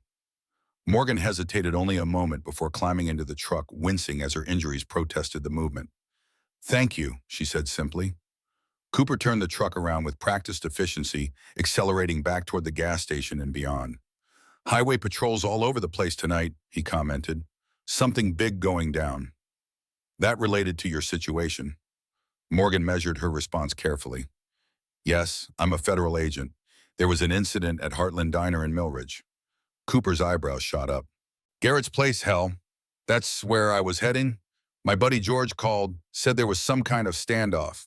He gave her a sidelong glance. You really a Fed? In answer, Morgan reached into her boot where she kept her backup credentials, a habit that had saved her life more than once. The waterproof case was still intact, the FBI badge and ID card within undamaged.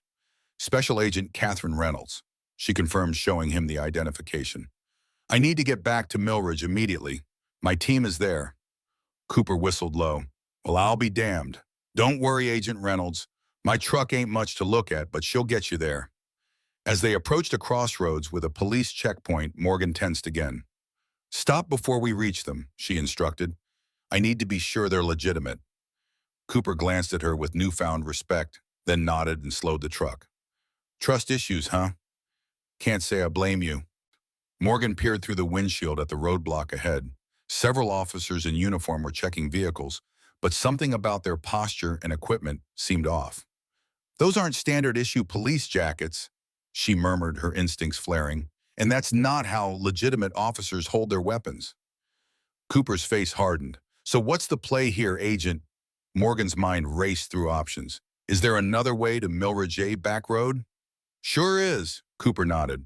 Old logging road about a quarter-mile back. Rough going, but my truck can handle it. Turn around, Morgan directed. Slowly, like you just remembered something. Nothing suspicious. Cooper executed a casual three-point turn, heading back the way they'd come. In the rearview mirror, Morgan watched the checkpoint shrink into the distance, relieved when no vehicles pursued them. Damn, Cooper muttered. Fake cops. What the hell kind of mess are you and Agent Reynolds? The kind that gets people killed, Morgan replied grimly. I appreciate your help, but you should know the risk.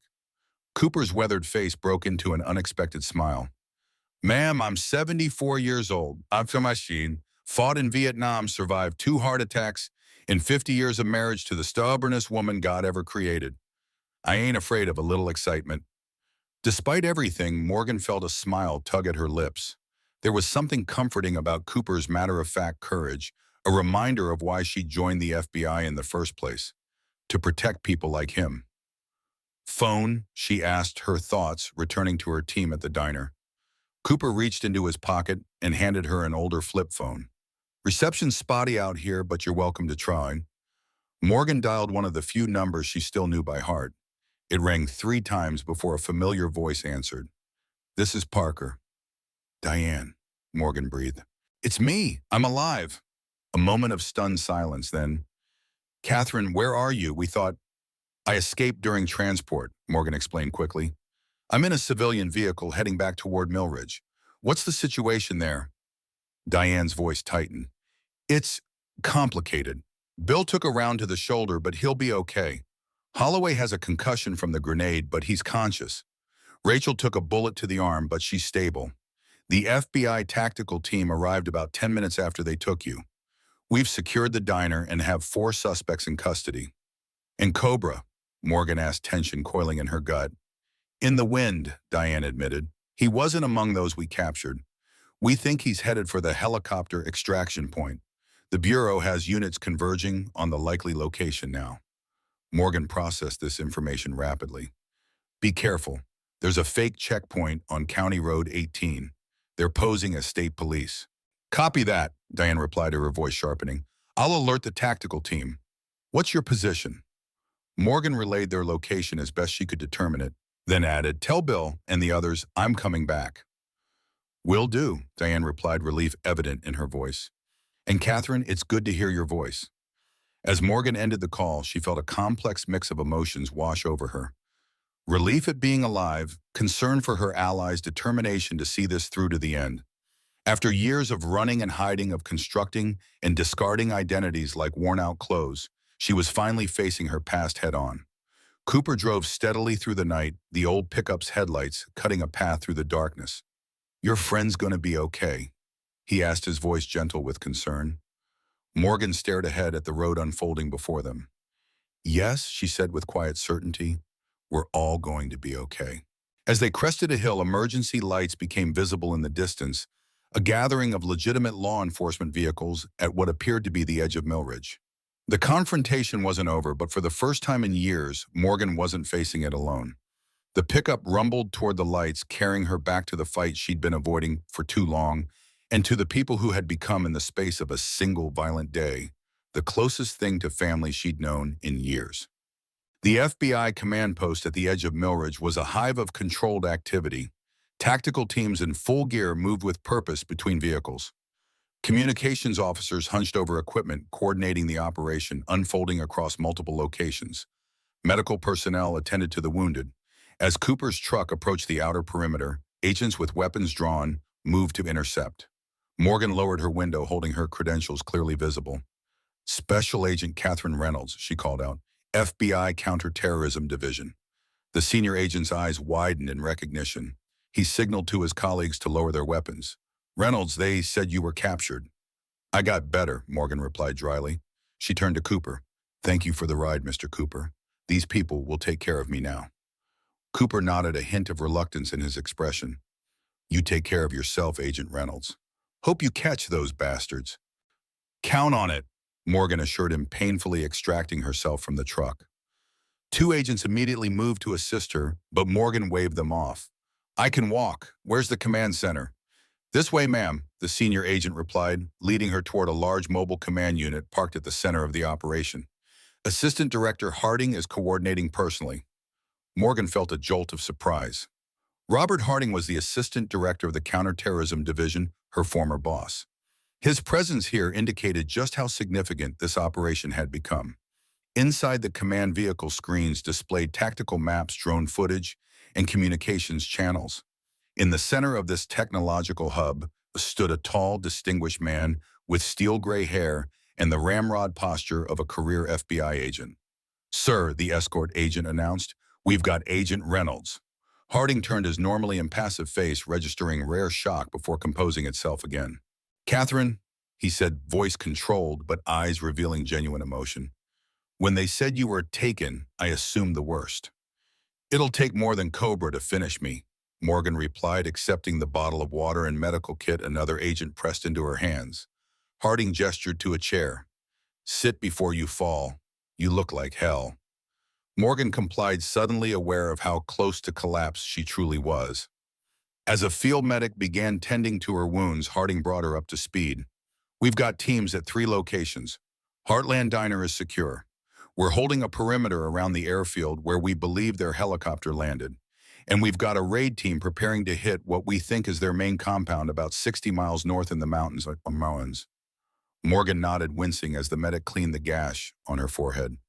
The diner team, my friends, something close to understanding, crossed Harding's face. All alive. Garrett and Cortez sustained gunshot wounds, but nothing critical.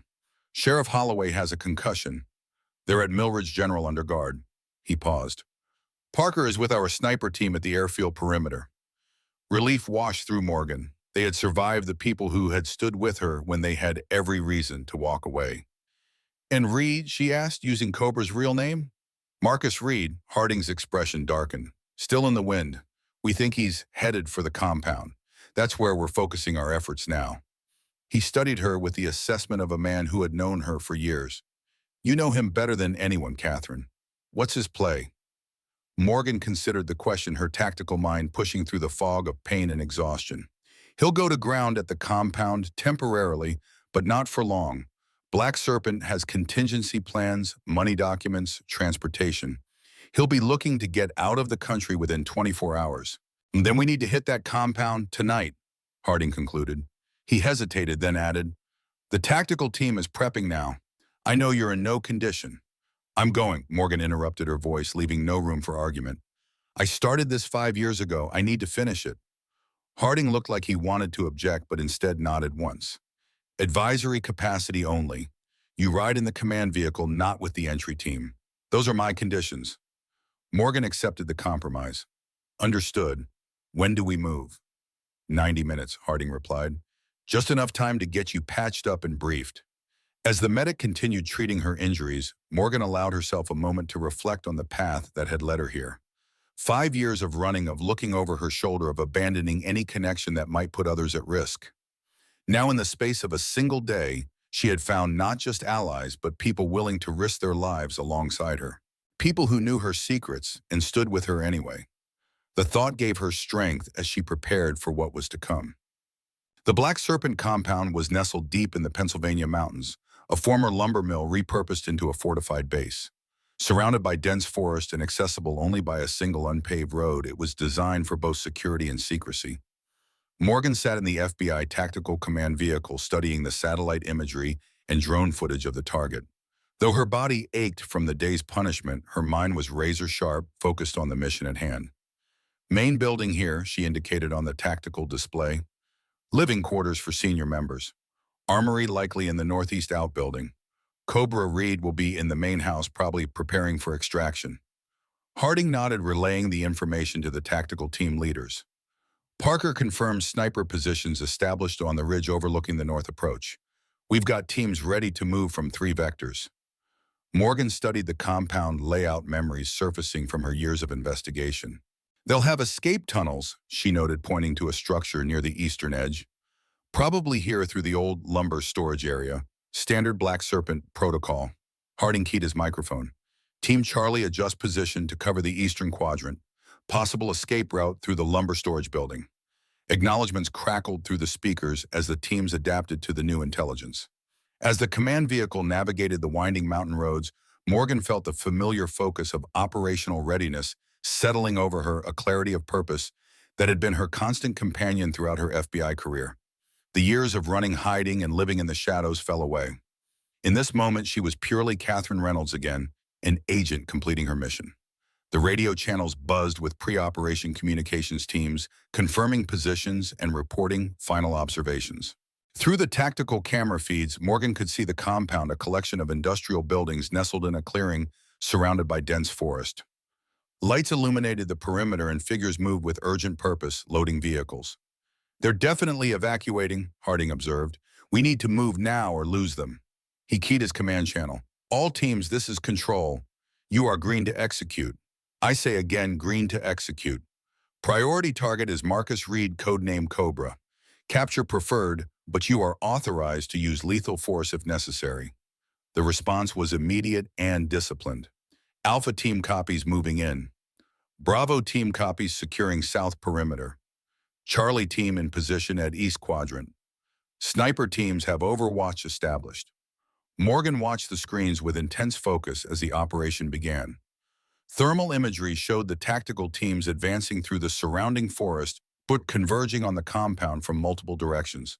The element of surprise was their greatest advantage if they could maintain it until the perimeter was breached. For several tense minutes, everything proceeded according to plan. Alpha team reached the western fence undetected. Bravo established blocking positions along the southern access road. Charlie moved into position to intercept any attempts to flee eastward through the suspected escape tunnel. Then, without warning, floodlights blazed to life throughout the compound.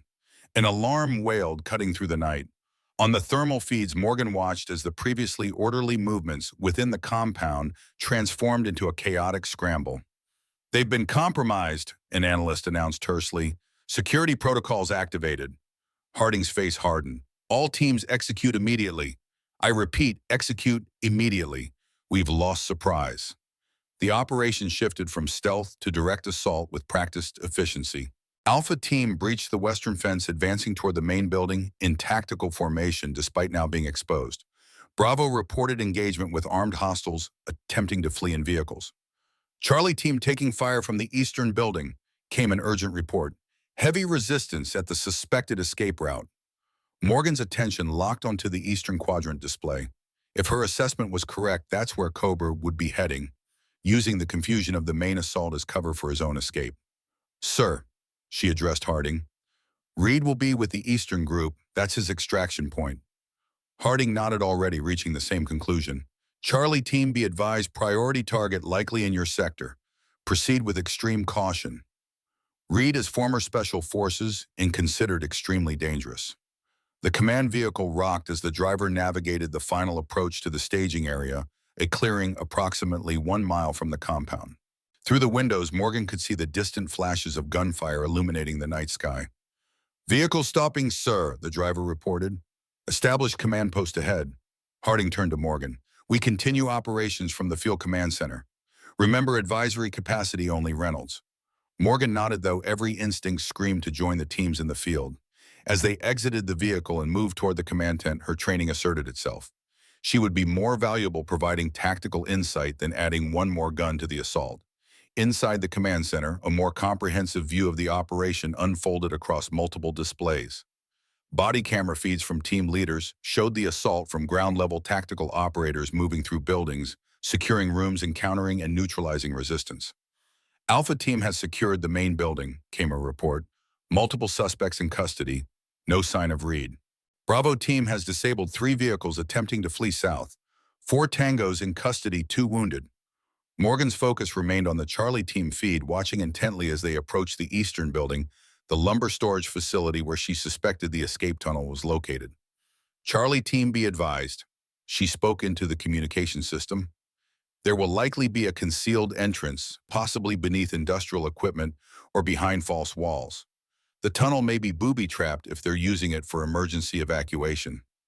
"Copy that," came the terse acknowledgement from Charlie Team's leader. The body camera showed the team advancing cautiously through the facility, a cavernous space filled with abandoned machinery, stacked lumber, and deep shadows. Perfect terrain for ambush. "Movement ahead," reported the Charlie Team leader. "Northeast corner, behind the sawmill equipment." The camera view shifted, focusing on a shadowy area partially obscured by massive rusting machinery. As the tactical light illuminated the space, a figure darted between cover positions, too quick for a clean shot. "That's not Reed," Morgan noted, studying the movement pattern. "Too small, different posture." "Charlie leader, be advised, that's likely not our primary target," Harding relayed. "Proceed with caution. Reed may be using a decoy." The team advanced methodically, clearing paths between the machinery. The fleeing figure disappeared behind a large lumber sorting table, then reappeared, now holding something in their hands. "Grenade!" shouted a voice on the Charlie Team channel.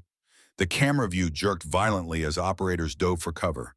The explosion rocked the feed, the camera temporarily losing signal before reconnecting to show dust and debris filling the air. Status reports confirmed no serious casualties among the team, but the diversion had served its purpose, creating chaos and obscuring visibility. "Southern wall," Morgan said suddenly, her eyes catching movement on a different camera angle. "There's an access panel sliding open." The secondary camera feed showed it clearly, a section of wall moving aside to reveal a dark passage beyond.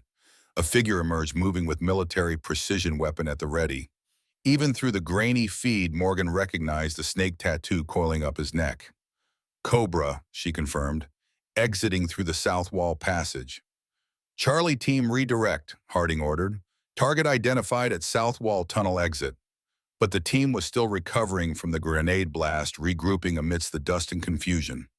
By the time they reoriented, Cobra had disappeared into the forest beyond the compound perimeter. "He's outside the containment zone," an analyst reported, tracking the breach on the tactical map. "Heading southeast through dense cover."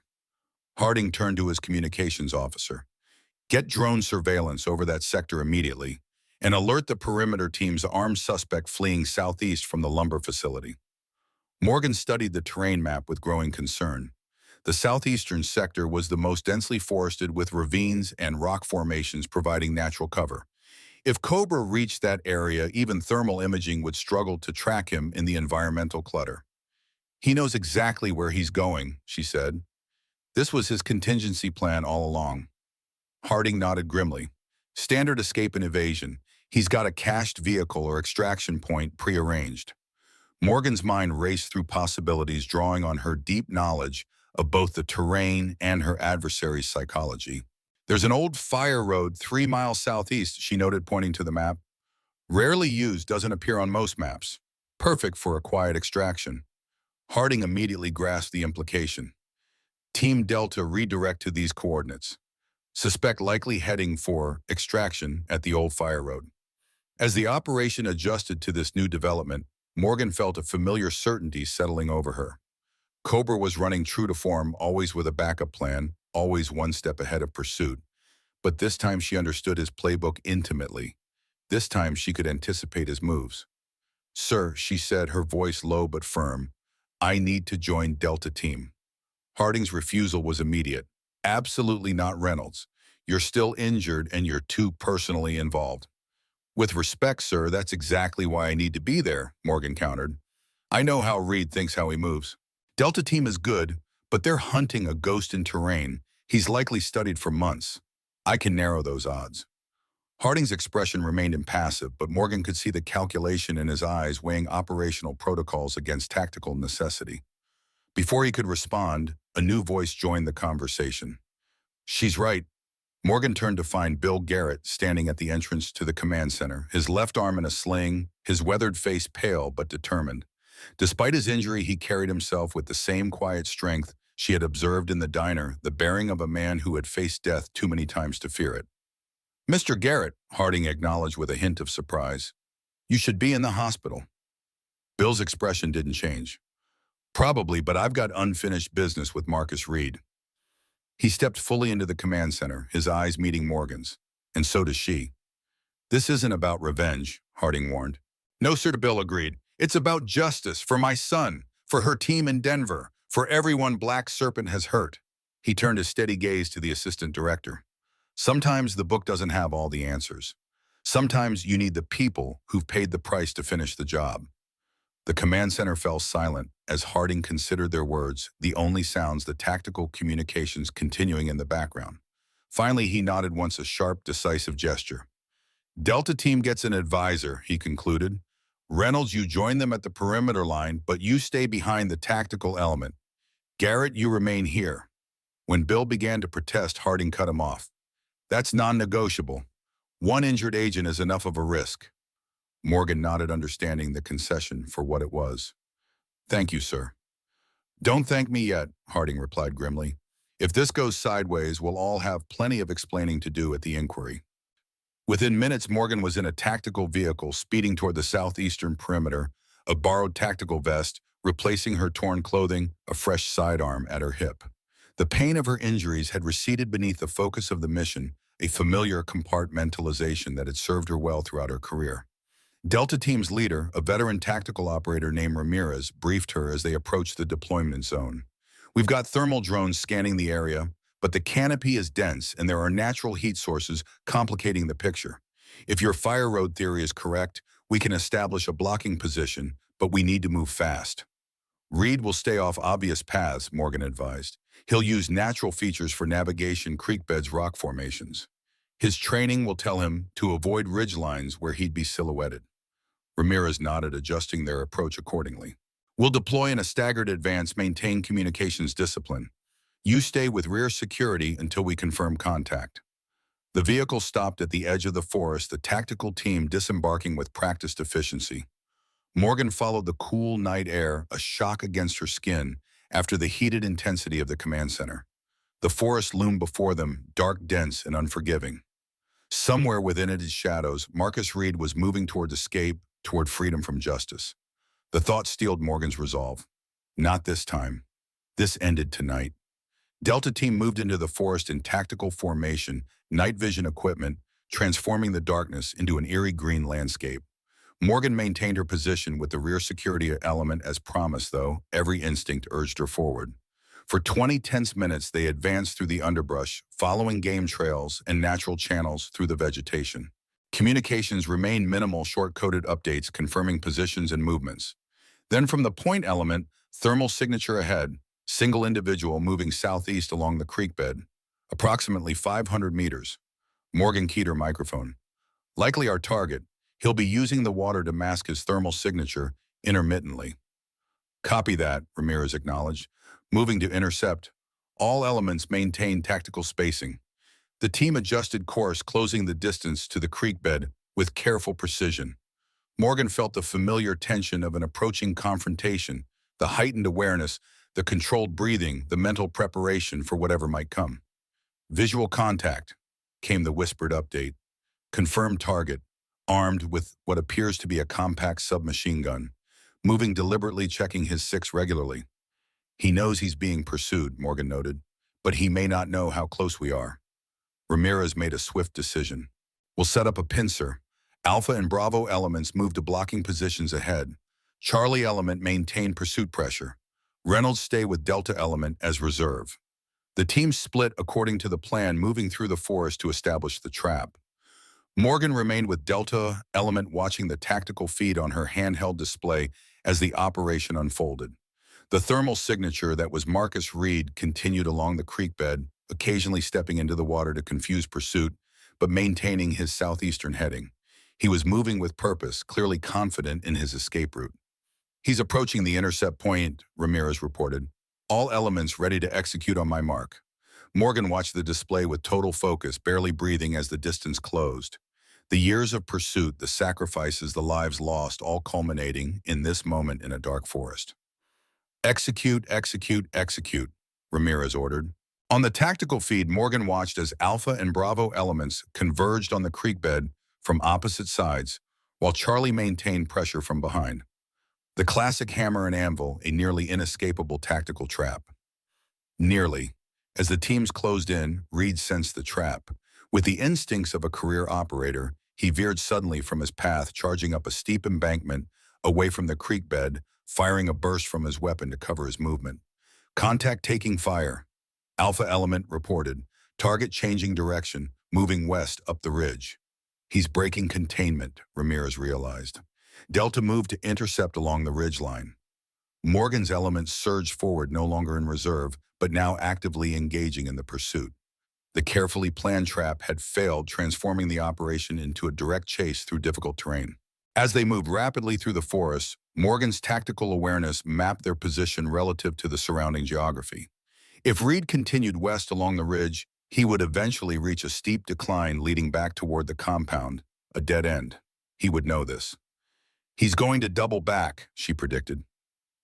Keying her microphone. There's a ravine approximately 300 meters northwest of your position, Ramirez. Natural drainage channel. He'll use it to circle around behind us. Copy that, Ramirez acknowledged. Delta adjust course to northwest. All other elements maintain current pursuit to keep pressure on target. Morgan's group changed direction, moving through the forest at an angle to intercept the ravine she had identified. The terrain grew steeper, more challenging, roots and rocks threatening to trip unwary feet in the darkness. Through her earpiece, she heard the continuing updates as Alpha Bravo and Charlie elements maintained pursuit of Reed's western movement. He was staying just ahead of them, using terrain and suppressive fire to keep them at bay without fully engaging. Lost visual, reported Alpha element. He dropped below the ridgeline. Morgan checked her position. Delta element was approaching the ravine, but they were still minutes away from establishing an effective blocking position. All elements be advised, she said into her microphone. Target is likely moving toward the ravine system northwest of your position. Proceed with extreme caution. He may set an ambush at natural choke points. The warning was acknowledged by all teams. The pursuit continued now, more cautious, as the tactical operators recognized the changing dynamics of the engagement. As Delta element reached the edge of the ravine, a steep-sided channel cut by centuries of water flow, Morgan studied the terrain with professional assessment. Multiple access points, heavy vegetation for concealment, unstable footing. A dangerous environment for tactical operations, but perfect for an experienced operator attempting to evade capture. We need to establish observation points before entering the ravine, she advised Ramirez. Reed will use the terrain against us if we follow directly. Ramirez nodded, already reaching the same conclusion. Jensen Roberts set up overwatch on the north rim. The rest of us will deploy along the south edge at 20-meter intervals. Reynolds stay with me at the command position. The team dispersed according to the plan, establishing a perimeter around the most likely area where Reed would emerge from the ravine. Morgan remained with Ramirez at a position offering good visibility of both the ravine and the surrounding forest. For long minutes, silence reigned. The pursuit teams reported no visual contact as they carefully approached the ravine from the east. The overhead drone showed only the dense heat signatures of the forest canopy, the ravine itself a cooler void in the thermal imagery. He's gone to ground, Ramirez concluded, using the ravine's cooler temperature to mask his signature. Morgan nodded, her mind working through Reed's likely calculations. He's waiting for us to commit to the ravine search. Once our teams are down in that channel, their mobility and communication will be compromised. So we don't give him what he wants, Ramirez decided. We maintain the perimeter and force him to move eventually. It was the correct tactical decision, but Morgan felt a growing unease. Marcus Reed was too experienced, too cunning to be trapped so easily. He would have a contingency plan, he always did. Her eyes scanned the surrounding forest, seeking any anomaly, any hint of what he might be planning. The darkness revealed nothing, the trees standing as silent sentinels around the ravine's edge. Then a soft click in her earpiece, the channel opening, but no voice coming through. A moment later, it happened again. Not static or interference, but someone keying a microphone without speaking. Check communications, she said urgently to Ramirez. I think someone's tapping the channel. Ramirez frowned, touching his own earpiece. All elements, radio check over. The responses came in sequence. Alpha clear. Bravo clear. Charlie clear. A pause, then. Jensen here. Clear. Another pause. Roberts clear. Ramirez relaxed slightly. All accounted for. Might have been interference from the ridge. Morgan wasn't convinced. Something felt wrong, the tactical instinct that had kept her alive through countless operations warning her of danger. When did Roberts last report his position? She asked suddenly. Ramirez checked his tactical display. 17 minutes ago. North Rim overwatch as ordered. In his last visual confirmation by another team member. The question caused Ramirez to stiffen, immediately grasping her concern. Jensen had eyes on him when they deployed, but they took separate observation points. Morgan's alarm escalated. We need visual confirmation on Roberts now. Ramirez keyed his microphone. Jensen, do you have eyes on Roberts' position? Negative, came the response. We're at separate points about 30 meters apart. No line of sight between positions. Roberts report status and confirm position, Ramirez ordered. A brief pause, then, Roberts here. All clear at my position. No sign of target. The response seemed normal enough, but Morgan caught the slight delay, the microsecond hesitation that wouldn't be noticeable to anyone who hadn't spent years attuned to the rhythms of tactical communication. That's not Roberts, she whispered to Ramirez. The cadence is wrong. Ramirez's expression hardened as he processed this information.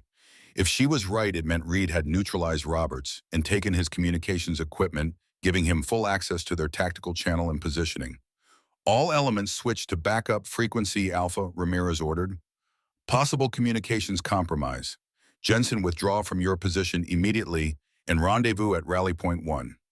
As the team acknowledged and began switching channels, Morgan's focus remained on the forest around them. If Reed had Roberts' equipment, he knew their positions, their plans. The hunter had become the hunted. We need to move, she urged Ramirez. Now. Before he could respond, the night erupted in gunfire, not from the ravine as expected, but from the forest directly behind their position. Bullets tore through foliage and splintered tree trunks as Ramirez and Morgan dove for cover. Taking fire from the southwest, Ramirez reported on the new channel. Target has flanked our position. Morgan rolled behind a fallen log, drawing her weapon as she sought the source of the attack. Through the muzzle flashes, she caught glimpses of movement, a figure darting between trees using the forest's natural cover for concealment. The tactical teams responded immediately, converging on the new threat location. But Reed was already moving again, firing short controlled bursts before shifting position, the classic shoot-and-move tactics of a special forces operator. He's drawing us into a dispersed pursuit, Morgan realized, splitting our containment. Ramirez nodded grimly. All elements maintain discipline. Do not pursue individually. Converge on Sector 4 and re-establish perimeter. The team acknowledged, adjusting to the new tactical reality. But the damage had been done. Their carefully established containment had been broken, the initiative seized by their target. Morgan keyed her microphone to the command frequency. Harding, be advised, target is employing counter tactics. He's compromised our communications and is attempting to split our containment. Request aerial support with thermal capability. Copy, Reynolds, came Harding's terse reply. Aerial assets inbound, ETA 7 minutes. 7 minutes might as well be an eternity in a tactical situation like this. Morgan knew they needed to regain control now, or Reed would slip through their fingers again. A new idea formed in her mind, risky against protocol, but potentially effective.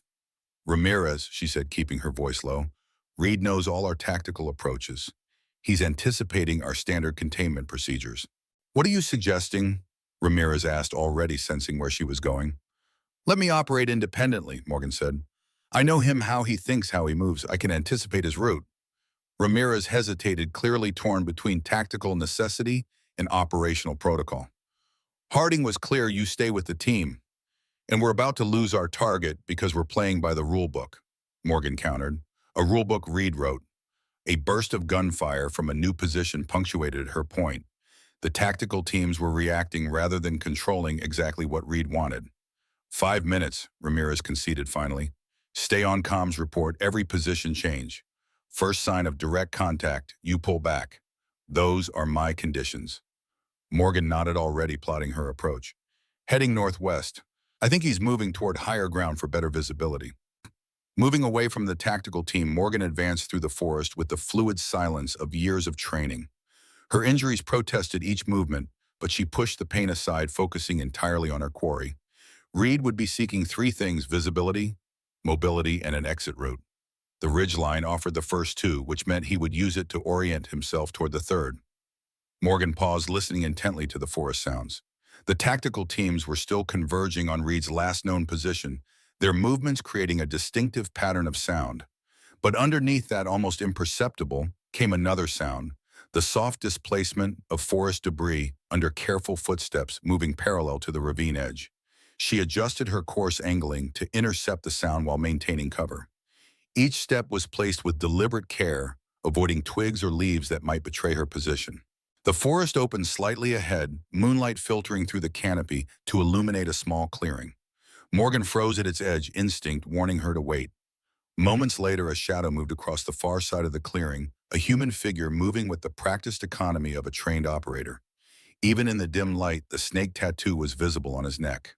Marcus Reed, Cobra, the man who had killed James Garrett, who had betrayed his country, who had hunted her for 5 years. Now finally within her sights. Morgan raised her weapon, drawing a bead on his center mass. One shot and it would be over. Justice for James, for her team in Denver, for the years of running. Her finger tightened on the trigger. Reed paused suddenly, head turning slightly as if sensing her presence. In that moment, his face was illuminated by a shaft of moonlight, revealing an expression not of cruelty or malice, but of exhaustion. The face of a man running out of options. Morgan hesitated, finger easing fractionally on the trigger. In that split second of indecision, Reed's instincts alerted him. He dove for cover as Morgan's shot cracked through the clearing, missing him by inches. Contact, she reported into her microphone. Northwest clearing target, moving west. Reed returned fire, forcing Morgan to duck behind a massive oak as bullets chewed into the bark. When she peered around the edge, he was already gone, crashing through the underbrush in a desperate sprint.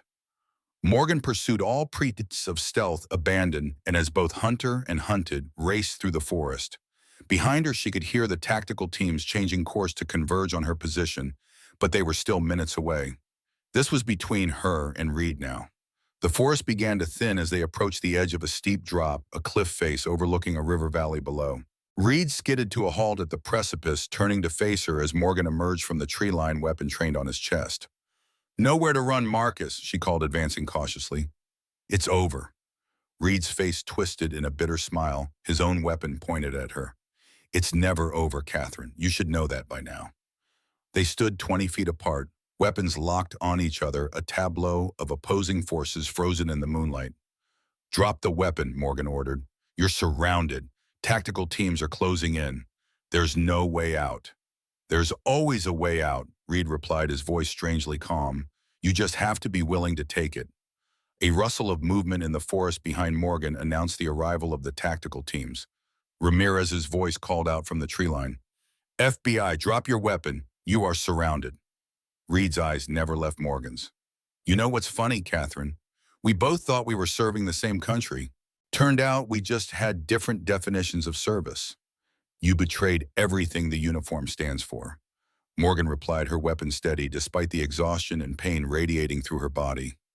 You sold weapons to drug cartels. You killed James Garrett when he discovered what you were doing. Something flickered across Reed's face at the mention of James' regret, perhaps, or simply calculation. Casualties happen in war. James was in the wrong place at the wrong time. It wasn't war, Morgan countered. It was treason. Reed laughed, a hollow sound that echoed across the cliff face. Treason. I was making America stronger, the only way that works by keeping our enemies fighting each other instead of us. The government was too scared to do what needed doing, so we did it ourselves. Drop the weapon, Reed, Ramirez called again. Tactical teams now visible at the forest edge. Last warning. Reed glanced at the assembled forces, then back to Morgan. Something in his expression shifted, a decision made. You win this round, Catherine, he said softly. But ask yourself, was it worth it? All the running, all the lives destroyed, all for what? The system's still broken. Nothing changes. He began to lower his weapon slowly, and Morgan felt a surge of, not triumph, but something more complex. Completion, perhaps. The closing of a circle that had defined her life for 5 years. Then, with a movement so swift it was almost invisible, Reed pivoted and fired not at Morgan or the tactical teams, but at something in the forest to their right. An explosion rocked the cliff edge as a hidden charge detonated, sending earth and stone cascading into the valley below. The tactical teams scattered for cover as the ground beneath them began to crumble. In the chaos, Reed made his final move, not toward Morgan or the forest, but backward toward the cliff edge. No, Morgan shouted, lunging forward as she realized his intent. Too late. With a final sardonic salute, Marcus Reed stepped backward into empty air, disappearing over the cliff's edge into the darkness below. Morgan reached the precipice just in time to see his body strike the river far below, disappearing beneath the dark waters. It was over. Not with justice in a courtroom as she had hoped, but with Reed making his final escape, denying them all the closure of proper judgment. Ramirez appeared at her side, peering over the edge. Think he survived that? Morgan stared into the darkness below, where the river continued its eternal flow, indifferent to the human drama it had just swallowed. No, she said finally. Not even Reed could survive that fall. As the tactical team secured the area and called in the situation to command, Morgan stood motionless at the cliff edge, a complex mixture of emotions washing through her. Relief, disappointment, exhaustion, and beneath it all, a strange emptiness. The mission that had defined her existence for 5 years had ended not with triumph, but with a hollow finality. You okay? Ramirez asked quietly, noting her expression. Morgan nodded slowly. I will be. As they turned to leave, Morgan cast one final glance at the river below. Whatever secrets Marcus Reed had carried about Kosovo, about Black Serpent, about James Garrett's death, they were now part of the darkness. Some questions would never be fully answered. But the chase was over. The running was done. It was time to go home. 2 weeks later, sunlight streamed through the newly repaired windows of Heartland Diner, catching on the freshly polished chrome fixtures. The bullet holes had been patched, the broken glass replaced, the old jukebox repaired. Life in Millridge continued. Bill Garrett stood behind the counter, his left arm no longer in a sling, but moving with the careful deliberation of healing. The regular customers had returned, their conversations now sprinkled with reverent retellings of that night, each version growing slightly more dramatic with each passing day. In a corner booth, Sheriff Holloway shared coffee with his newly arrived replacement, passing along the wisdom that comes from 32 years wearing a badge in a town where everyone knows your name. Morgan Catherine moved through the diner with the same efficiency as always, refilling coffee cups and taking orders. But something had changed in her demeanor, a lightness as if a heavy weight had been lifted from her shoulders. The bell above the door jingled, and she looked up to see Assistant Director Harding entering, looking oddly out of place in his impeccable suit amid the casual small-town atmosphere. Director, she greeted him, pouring coffee into a waiting mug. What brings you to Millridge? Harding settled onto a stool at the counter. Paperwork, he replied dryly, closing the Black Serpent case file. Officially, Marcus Reed is presumed dead, body unrecovered. The organization is dismantled. We've arrested 27 key members, seized weapons caches in 4 states. And unofficially, Morgan asked. Harding sipped his coffee before answering.